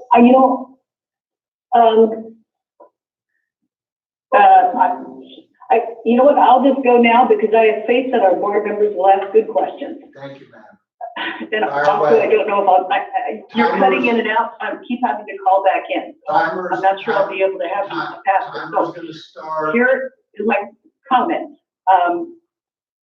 Last time when I was in the audience and I heard this presentation, I specifically pointed out that this was going to be done per a PPA and the implications of that, and that the person who was giving the presentation said there would be no PPA, but there is a PPA. And to be honest, I haven't had a chance to review this proposal because it's just this PowerPoint that I'm looking at right now. I'm also concerned that before, a year ago, and maybe it's still in the contract or proposal today, that the school district is required to purchase a fixed amount. And whether or not the school district uses all that fixed amount, they're going to pay for it. So when we have things like PSPS events, when there's no power being used, obviously by the school district, you're still going to have to pay for those costs. Or like the COVID-19, we're shut down for a month. God forbid this happens again. So at any rate, I have a lot of concerns and questions with this.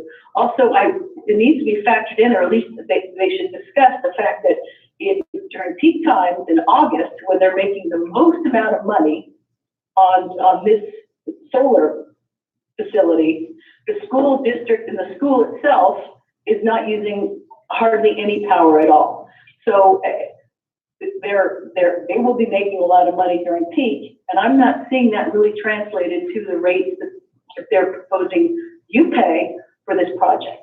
So that's all I have to say, because I haven't had time to look at the proposal in detail anyway. So anyway, those are my concerns. Those are a few of my many concerns. Okay, so that said, I'm going to take the liberty here. Jackie, would you bullet point your concerns in terms that I could understand with my Oklahoma education to the superintendent as quickly as you can? Maybe send an email. Thank you. All right, that said, we've heard from, is there anybody else from the public that wishes to speak regarding the solar panels?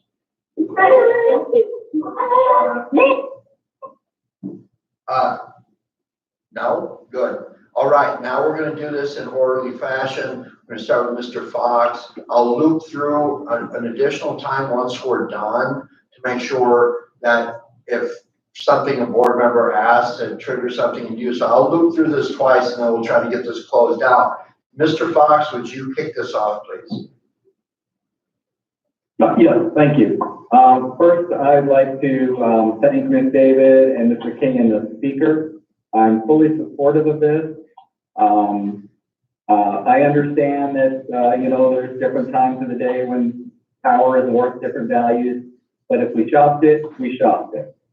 And I'm looking forward to moving forward. There's only two things that I would want Ms. David and Mr. King to consider is the scenario in the event we do close any one of the 5 locations, and just calculate that in a risk-reward kind of way, because we are in an era of declining enrollment. And secondly, especially as it pertains to the middle school, I said this a year ago too, I just like to make sure that the site council is on board with the placement. I get it, it's shade, it's also in the quad. So that's why we have school site councils, so that they can weigh in, or PTOs, or the appropriate parent organization at that particular site. Just for stakeholder involvement. And thank you very much. I think it's a great idea. Brandon.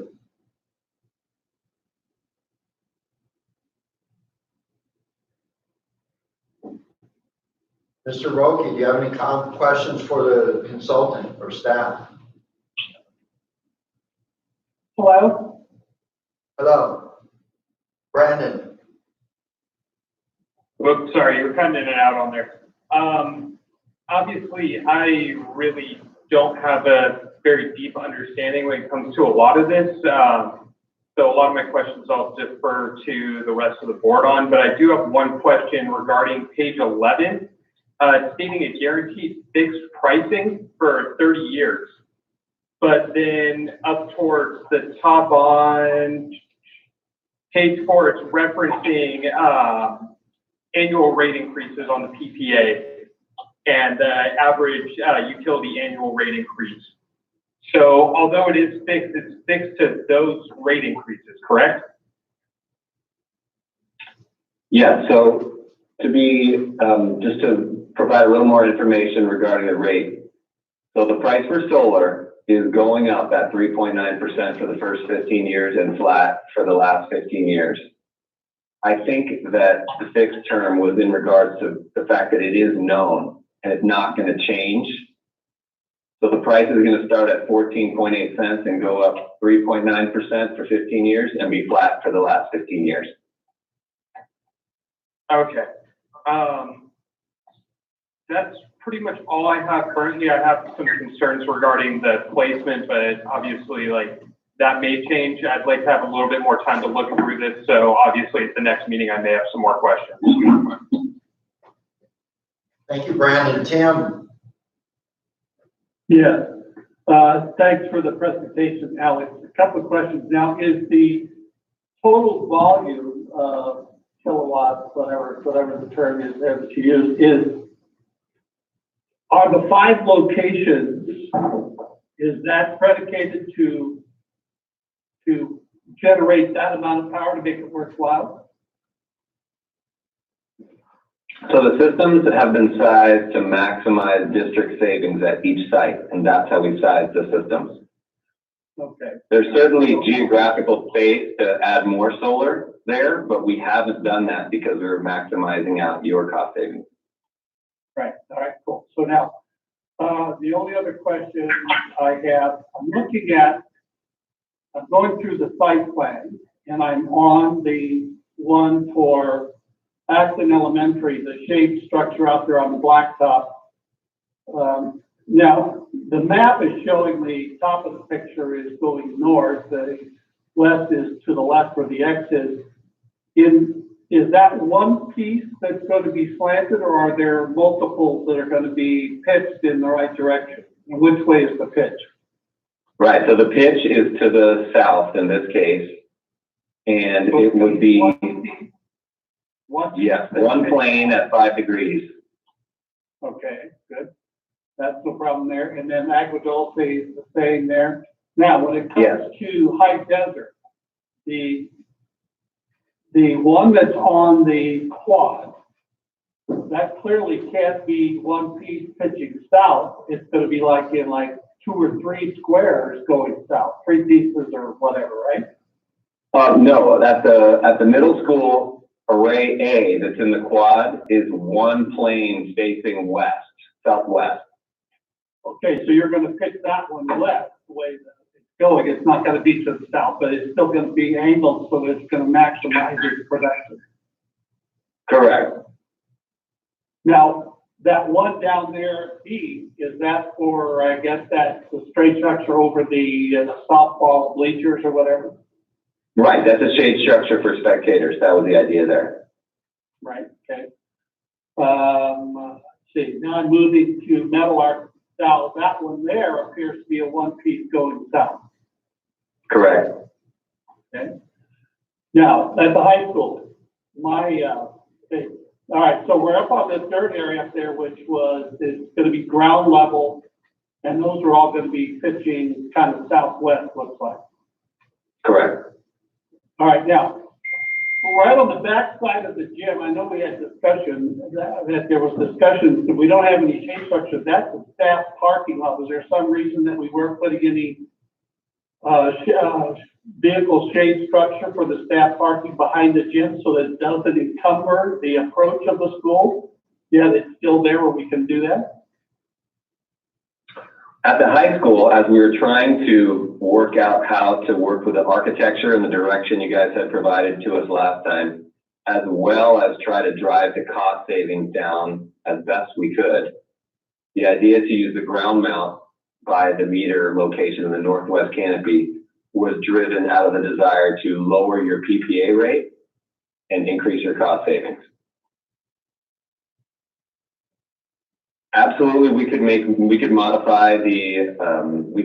modify any of these site plans in any way that you guys would like moving forward. But that was the idea of why we did it this way this time.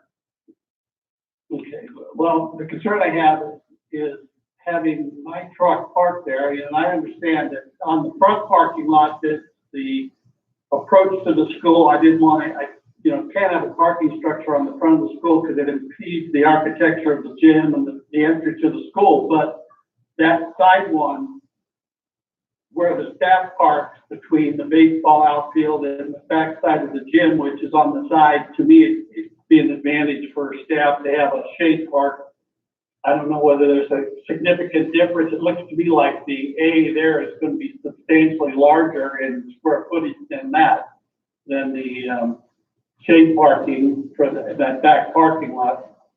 So I'll still be asking questions about consideration of that with my colleagues. Other than that, let's see, what else do they have? Ground mounts to there, Q section, solar mount. I think you got it all. I appreciate it. Thanks, Jeff. Kelly? I'm done. Kelly?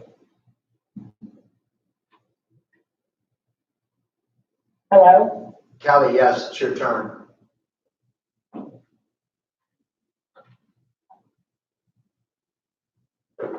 Kelly, can you hear me? It's your turn. I think I'm muted. Did you unmute me? No, you're not muted. We can hear you, Kelly. Thank you. Sorry about that. I think most of you asked the same questions that I had. I'm going to agree with Tim on the high school structure. I don't know the cost or how much that would increase the rates. Being familiar with somewhat of the look of these structures, I've noticed that the ground mounts, they often look really bad with a lot of weeds growing under them. They're usually fenced off, hard for maintenance to get to them. So I don't know what that would entail, but possibly what Tim brought up about having it in the parking lot. But with that being said, I don't know how much of a cost increase that would be or what that entails. But that's my concern about the ground mount, is that they don't look very good once the weeds start growing and trash starts blowing into the fences and whatnot. But everything else I think you answered. Yes. Can I inject one thing on that, on your time there? Should be Absolutely. northwest of that A there. That's private property. Has there been any contact with that property owner?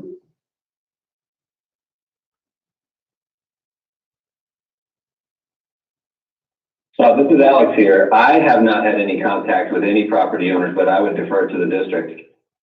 Okay, so that's the only thing I'm pointing out, that right on that northwest corner, there's a private property fence line on that, where that's located. Just want to make sure we don't have any impact with the private property owner.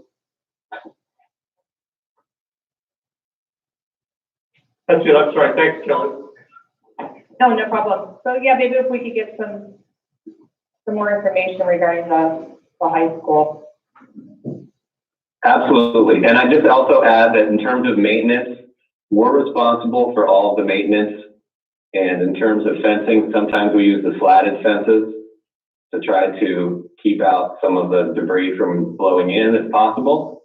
And our team is very responsive and very much eager to not have the weeds grow to shade the canopies. But yes, definitely taking your considerations into account.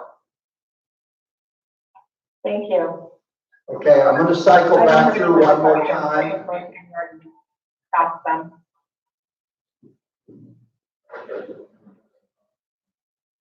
I'm gonna cycle through one more time. Mike? Yeah, I'm supportive. I see that, you know, the nominal increase in the solar power, but it will be cheaper and it will increase less than SCE. So this is a good thing. I've got solar on my house and I use it to drive my car to work. It's great. To avoid perhaps analysis paralysis, or, you know, honestly, there's 5 board members. We've all got our opinions on aesthetics. That's why I would say to the administration, work with your site council, whether it's at the high school or at the junior high, just to drive to that concurrence. I don't necessarily think that any, you know, really honestly, board members should wade into the middle of the aesthetics. That's what site council is for. That's my foot. It's not meant to insult anyone. Brandon? I just have one follow-up question. I apologize.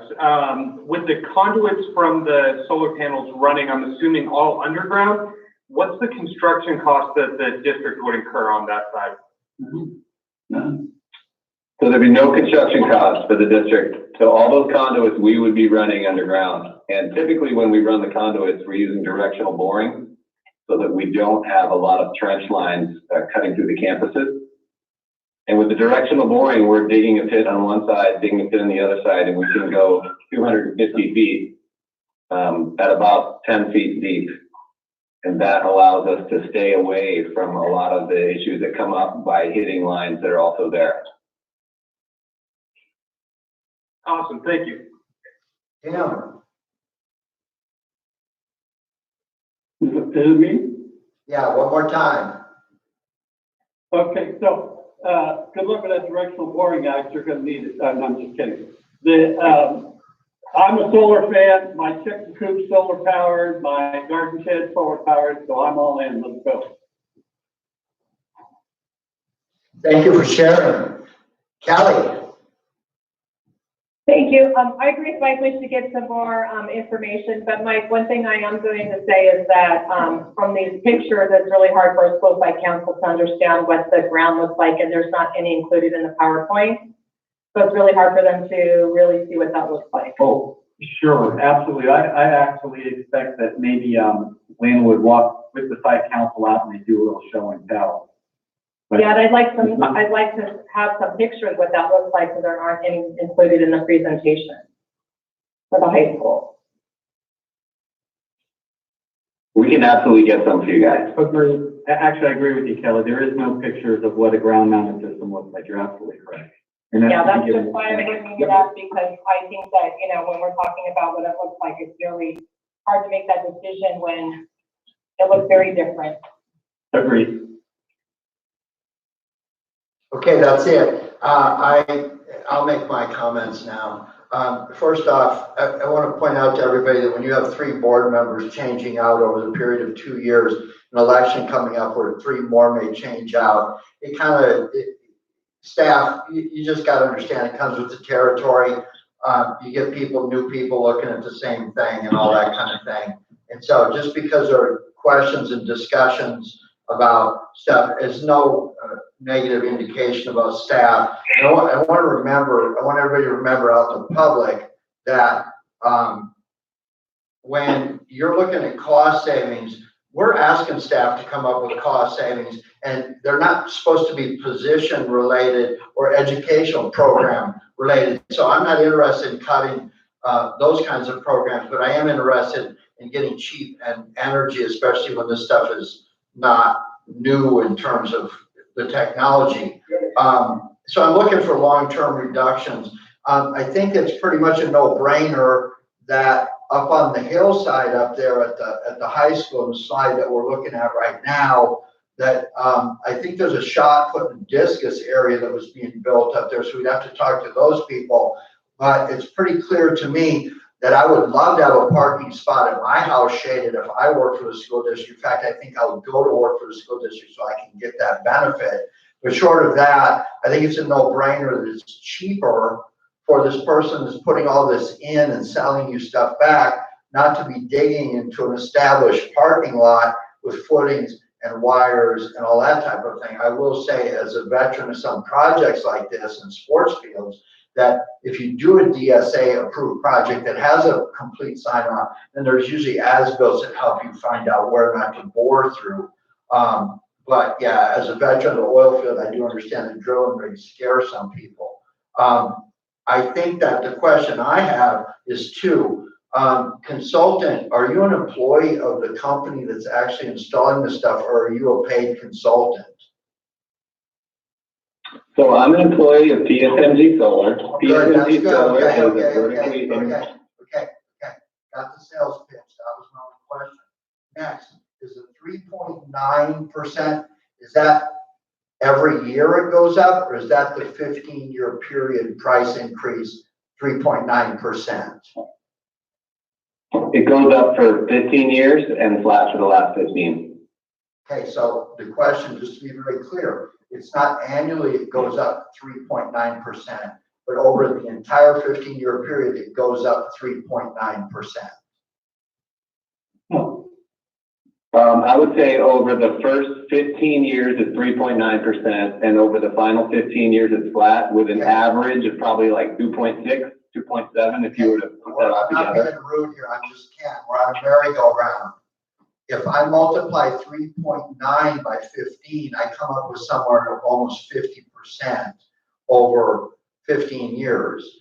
And that's very confusing to me. What I'm asking you, for the collective, all 15 years, the price only goes up 3.9% total and not 50. Is that correct? So the 3.9 is I not would annual. refer you to page 6. I think it might be a better, if we're looking at page 6 together, which is a graph that shows the different rates for solar versus Edison, maybe that might help me explain it better. I feel like I'm not answering your question correctly, so I'm hoping to. Mr. Speaker, I think the answer is, and correct me if I'm wrong, it goes up 3.9% each year for 15 years, and then it does not go up at all for 15 years. And That's correct. So, So, Mr. President, that's the energy inflation rate that we're paying, 3.9% per year for each of the first 15 years. Now, for reference, and that's what's in the presentation, is Southern California, Edison's rates go up more than that on average over, an analogous amount of time. So I get all that. So I think what I'm trying to tell the public here is that over a 15-year period, your rate in comparison to what you're paying in year one would be 50% higher in the 15th year. Yeah. I can quantify that for you guys. Huh? I'd be happy to put that in writing and quantify and get you an exact answer as to what the number is. Sometimes in government process, you ask questions that have obvious answers, so somebody in the public doesn't think later, well, you said it was 3.9% over 15 years. Thank you, Mike, for quantifying that. It is actually a almost 4% increase each year until that collectively equals almost 50% over the 15-year period. That gives us a point of reason to look at the chart there, that's the purple and green and aqua line or whatever it is, and say, in comparison to what Edison is likely to charge you, let's subtract it out. But this started off as a very simple question. Is the collective raise over 15 years 3.9%, or is it almost 50% at the end of the, and I have my answer, thank you. The last question I have is, no question, I'm done. I think the superintendent and staff want to address something about the cost issue that has to do with what a board member comment. Go ahead. Thank you. So, Mr. Falsgraf was spot on at one point in his commentary here, where he alluded to the fact of course, the ground mounts cost less. And so part of the homework that the board gave us when they provided direction for this project was that we would not incur any costs as a district. So in the initial scope of the work, we had the 3 schools in Acton. By including Agua Dulce, because of the conversation last year about including Agua Dulce when we think about doing work in our 3 sites here, we asked them to produce this plan tonight, the scope of this work, including Agua Dulce. We were going to incur costs at that point with a shade structure in the area that Tim Jorgensen pointed out at the high school. To alleviate the incurrence of any cost to the district, they proposed a ground mount at the high school, which I actually, and Ms. David, both of us thought was a good solution because there was an aesthetic concern that the board had relayed in regard to the new high school. So we thought that was a good solution to ensure that there was no cost to the district and no obstruction in terms of aesthetics. If you wanted to have the shade structure on that parking lot, and Alex, correct me if I'm wrong, and Ms. David, I believe it was about $30,000 per year for the first 5 years, and for the remaining 25 years, there would be no cost to the district. Okay, so that said, board members and public that participated, thank you for a healthy discussion. I think that we've covered just about every angle of this, and I think at this point we'll be looking for staff to come forward with a recommendation and an action item in the future. Consultant, thank you for being thorough. It's my understanding that any effort you've given this project thus far, including the way it's laid out right now, is no cash out of pocket for the district. I very much appreciate that in these difficult times. And I would hope that staff has made a few notes about some of the major questions that the board members would have, that we don't repeat this entire process every time it comes up for an action item, and that the staff report might include the individual comments that were made. If you are a member of the public that participated tonight, I would hope that you would address your concerns to the superintendent's office in bullet point form, so that your concerns can be addressed as part of this, because I'm going to ask that question again. I think that concludes discussion on this subject. There is no action. Thank you, board members and consultant, as well as facilities director and David. Thank you very much for the opportunity to speak to you all. All right, so let me get back here. I'm starting to. So now we're going to get to 11.02, a resolution to establish a capital project fund for blended component units. I think that this was discussed by the board at length the last meeting. If there's something to present or something we don't know from that last one, please introduce that before I turn to the board members. Okay, and do you want to get a motion second first? Yeah, let's move this in. Thank you, Larry. Somebody want to move this in? I'll make the motion. This is Mike. Mike, move. Do I have a second? This is Brandon, I'll second. Thank you. Go ahead. So you're exactly correct. We did discuss this at length prior. It basically sets up a line item within the budget to secure those funds appropriately. Board members, do you have any comments or questions? Mike? No question. Brandon? Nothing on my end. Tim? None. Kelly? No question. So these blended component units, in summary, my understanding of this is that it gives developers a means of approaching the district, that in order for them to approach the district to work out something, that there is a fund balance that is established immediately and worked against. And then if you continue to work towards something that needs to be funded, that things stop until you fund it. So this is basically a no risk to the district, and it gives developers a means of providing funding to the district, and these special unit agreements pass on from one property owner to the next, and they are part of the title search and would show up there.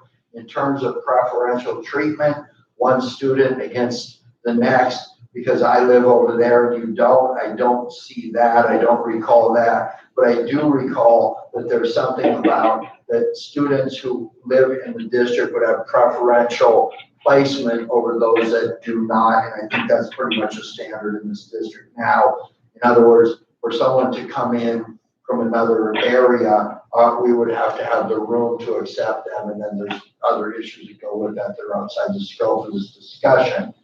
That said, can you verbalize your recommendation, Superintendent King? Yes, so our recommendation that the board approve the resolution to establish a capital project fund for the blended component units.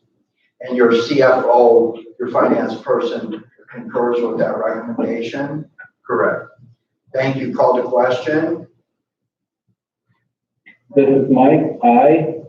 This is Brandon, aye. Tim, aye. Kelly, aye. Four board members, aye. Board president, aye. 5-0. Moving on, we're going to talk about 11.03, the LCAP annual update. I will preface this by saying at the last meeting, we had an in-depth presentation. It was not an action item, it was an informational item. And the board members had numerous questions about things. And I will hope that if the superintendent needs to represent this for some reason or another, or if something has changed, please introduce that now. But I'm going to ask the board members to each individually present anything that they have before we, we'll need to move this in. I keep forgetting that. Can we move the discussion in? I'll make the motion to open the discussion. Mike? This is Brandon. Second, okay, there we go. Larry? Dave, I'm going to defer over to Ms. David to introduce the LCAP presentation for the annual update.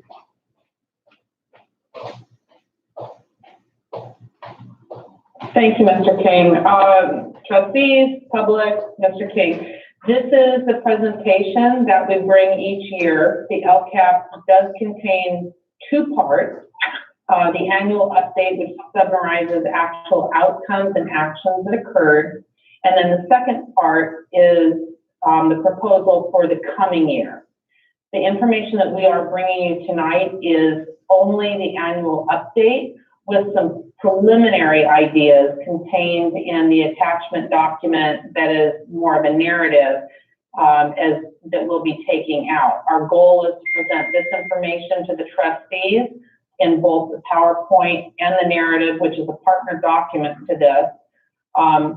And once it's presented to trustees, we'll share this information out with our stakeholders, which includes, of course, our staff, both certificated and classified, our parent groups, including ELAC, Booster Club, Site Council, our community members, and we'll include a survey.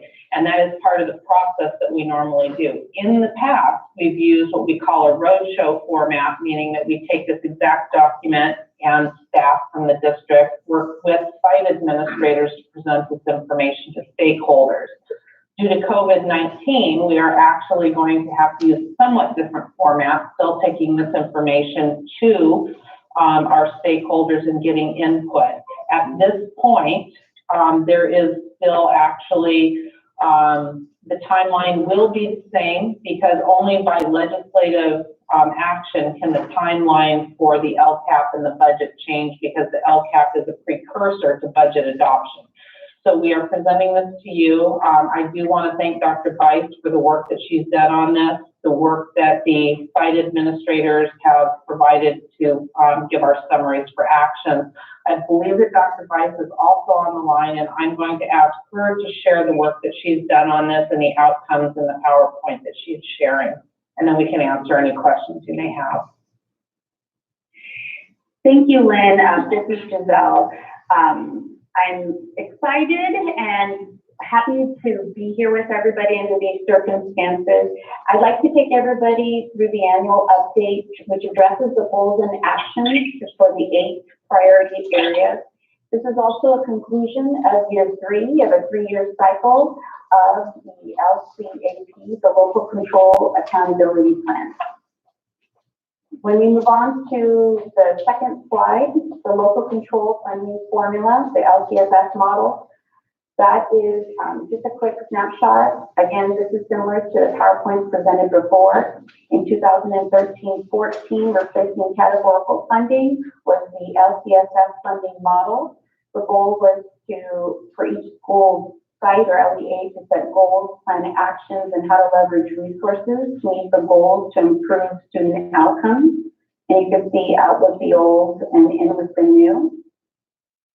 The next slide, slide 3, is again an overview of the local control funding formula factors, all the factors of how you calculate fiscal capital for programs and goals throughout any district.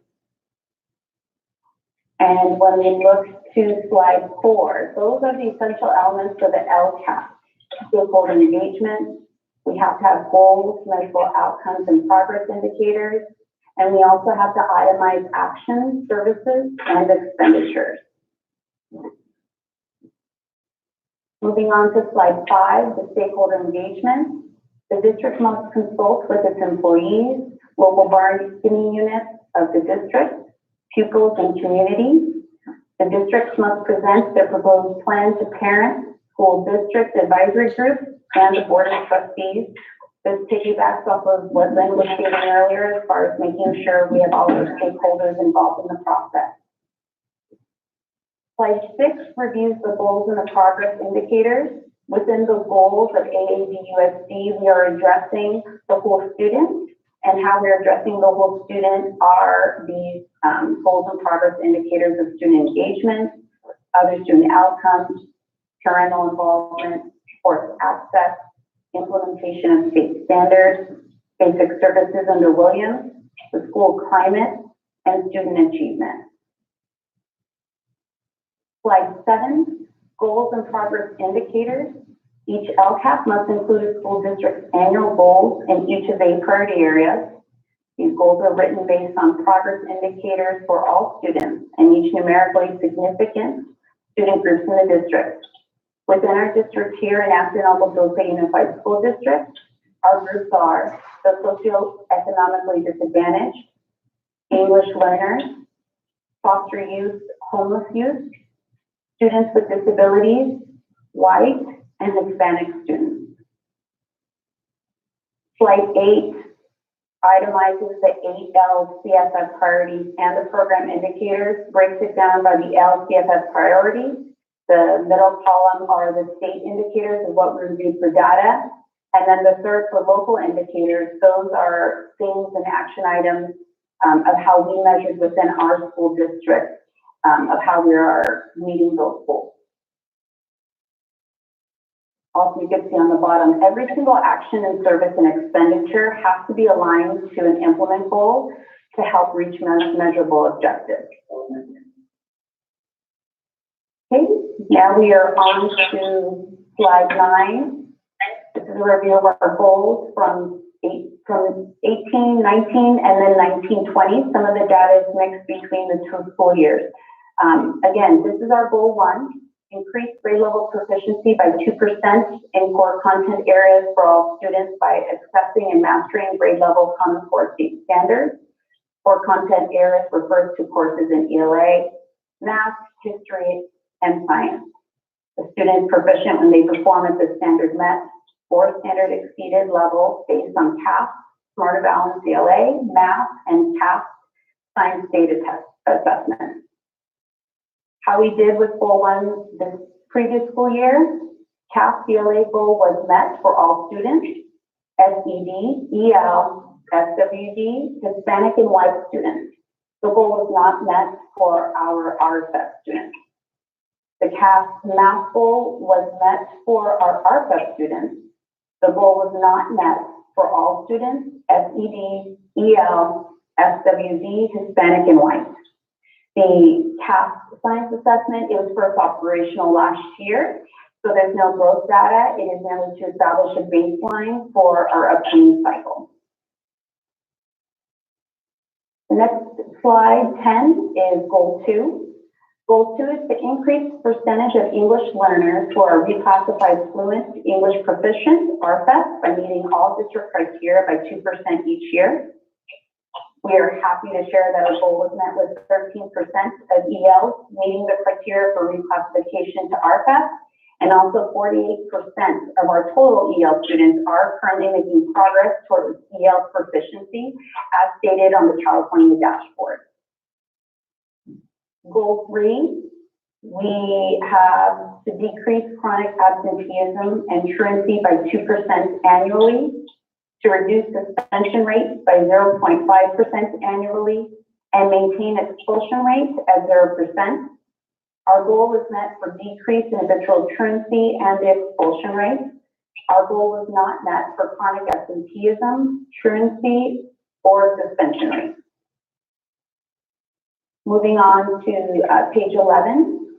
Goal 4 involves parents and community members in decision-making at all school and district levels, provide connections between the community and schools to foster investment in education, and provide meaningful, transparent communication with all stakeholders.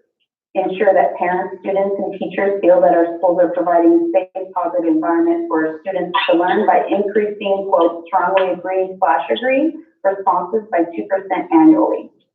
These goals are based on data from the LCAP survey 1920. LCAP survey 1920 is scheduled to be administered for spring 2020. This is a TBD under the circumstances for COVID-19. We are seeking alternative ways to solicit feedback virtually and also different ways that we can reach out to the community to solicit their feedback. Goal number 5, on page 12. Goal number 5 is to ensure that secondary students are on track to graduate from high school, are college and career ready, and students experience academic progress and success in a broad course of study, and that will increase 1% annually on key indicators of readiness. The goal is met for math college readiness and CAP math for students with disabilities. The goal was not met for high school graduation rate, UC, CSU eligibility, English college readiness, and CAP ELA for all students, SED, SWD, and CAP math for all students, and SED. Goal 6 on page 13, maintaining the appropriate assignment of teachers who are fully credentialed in the subject areas of the pupils they are teaching. Our goal was met with 100% of teachers fully class credentialed and in proper placement. And our last goal, goal 7, the district will continue to provide a safe, secure, and drug-free learning environment for our students. Students will have access to standards-aligned material and a safe, secure, and aesthetically pleasing learning environment with 2% increases in stakeholder satisfaction annually. The goal was met for facilities being in good repair, and access to instructional material. Again, our LCAP surveys to be administered spring of this year, 2020, for students, parent, employees, and for community feedback. And that concludes the brief summary. So if we are open for any questions that our trustees may have. Let's start. I'm interested to hear from our senior board member, Mike Fox. I always enjoy your discussion of this. Actually, I don't have any comments, any questions. David's there. I'm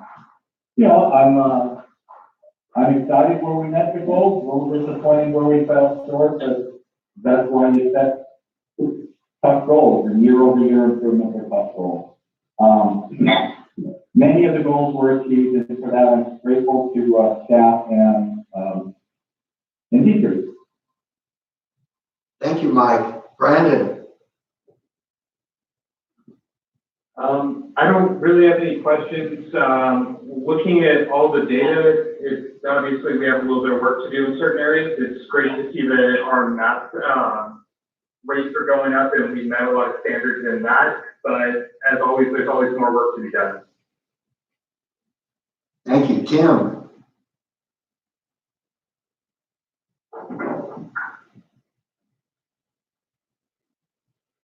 Tim, do you have any comments? No, I don't. Thanks for the hard work. I appreciate it. Thank you. Kelly?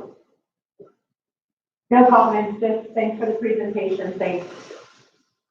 Okay, I need to back up a little bit. I get confused with the budget presentation, how we're certified. This is actually a means of looking at a dashboard and saying, based on our local control and what we want to do educationally, we're getting some indicators here that tell us you need to put some of your resources into this area and that area. And there's been discussions in the past about cohorts and how they follow things and influence scores over the time and things like that. What I do want to say is, Dr. Weiss, your experience in your career, your past places you've worked, clearly show that you have an ease of discussing how kids' educational needs are met, especially with your experience in alternative educational delivery models. And I very much appreciate the ease with which you went through this and made it understandable for us that don't do this for a living. Lynn, I very much appreciate your ability to hand over projects to the team that helps you and have them and report to the board with this level of competence. So thank you to both of you. And that's a reflection on you, Larry. So there is nothing to vote on here. Larry, if you have any closing comments, I'd like to hear those. Well, I appreciate staff's work as well on this. A couple of things that I wanted to just point out and make sure the board is aware. We're making some good progress with our English language learners and reclassification. And actually, Dr. Weiss has done quite a bit of work with that this year as well, assisting David here at the central office. So I appreciate all your efforts and good work on this report. Thank you. I would add to that the work of the ELAC and DLAC teams. They are not parent groups per se that are about having bag sales, and they have a different set of initiatives than the PTO, the booster, and the PTSO. But instead, they're a mandated group that promotes accountability, just like the community committee, the CAC that we have in the district here. So I think that there's better focus. I think that the role of both ELAC and DLAC is more defined in this plan, and I think the people that participate in that, when the plan is defined, it becomes easier for them to have a meaningful participation, and then the English learner scores go up. So that's not something that happens overnight, and I know that there's been people working hard at that. So once again, staff, thank you for your excellent effort here. Thank you. Well, all right, so that means we are at future agenda items. I'm showing science textbook adoption, health textbook research and adoption, budget study session, charter oversight budget study session, advertising BP and AR update, and career connections. And I imagine you'll agendize those as it is appropriate, especially when we know something about the budget study session and what the potential there is for a reduction of local funds based on what a recorder decides to do. Anything else to add here? Nothing to add. Can I just get some direction on the budget study workshop? I think there's some discussion. The superintendent is asking for direction on the budget study session. Mike, do you have anything you want to say? Yeah, I'm sorry, I think, this is Mike. I was the person who originally asked for it because of some of our financial numbers in the interim look pretty good. But given that everything that's going on and the uncertainty, I think I'm okay just sitting tight and stocking it away in our reserve for rainy day. It's raining. So I don't mind whether or not we have the budget study session. I don't think that you'll see any initiative coming out of me for any kind of major expenditures. Okay, so before we jump into this any further, considering that this was an initiative of Mike when he was the board president last year, I'm in full support of his suggestion that we put this off to the side right now to depend on the thorough discussion we had in the budget presentation for P2. Short of anybody jumping in right now and arguing about that, do I have the other board members' support to just pull this off right now and introduce it later if needed? No comments? Okay.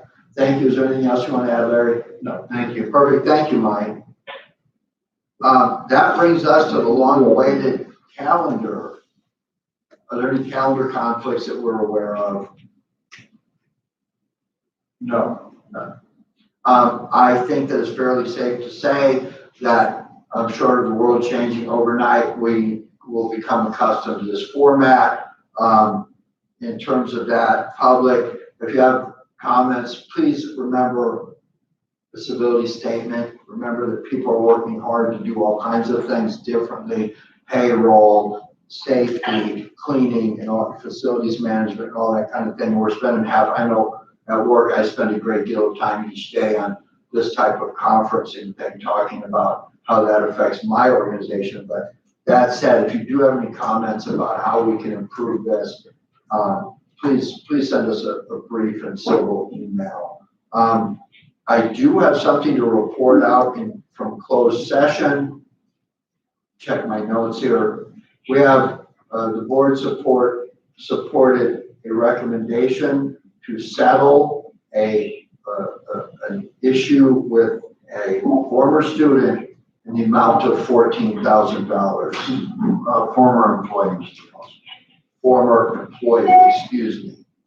So one more time, the board unanimously supported the recommendation of the superintendent to settle an issue with a former employee in the amount of $14,000.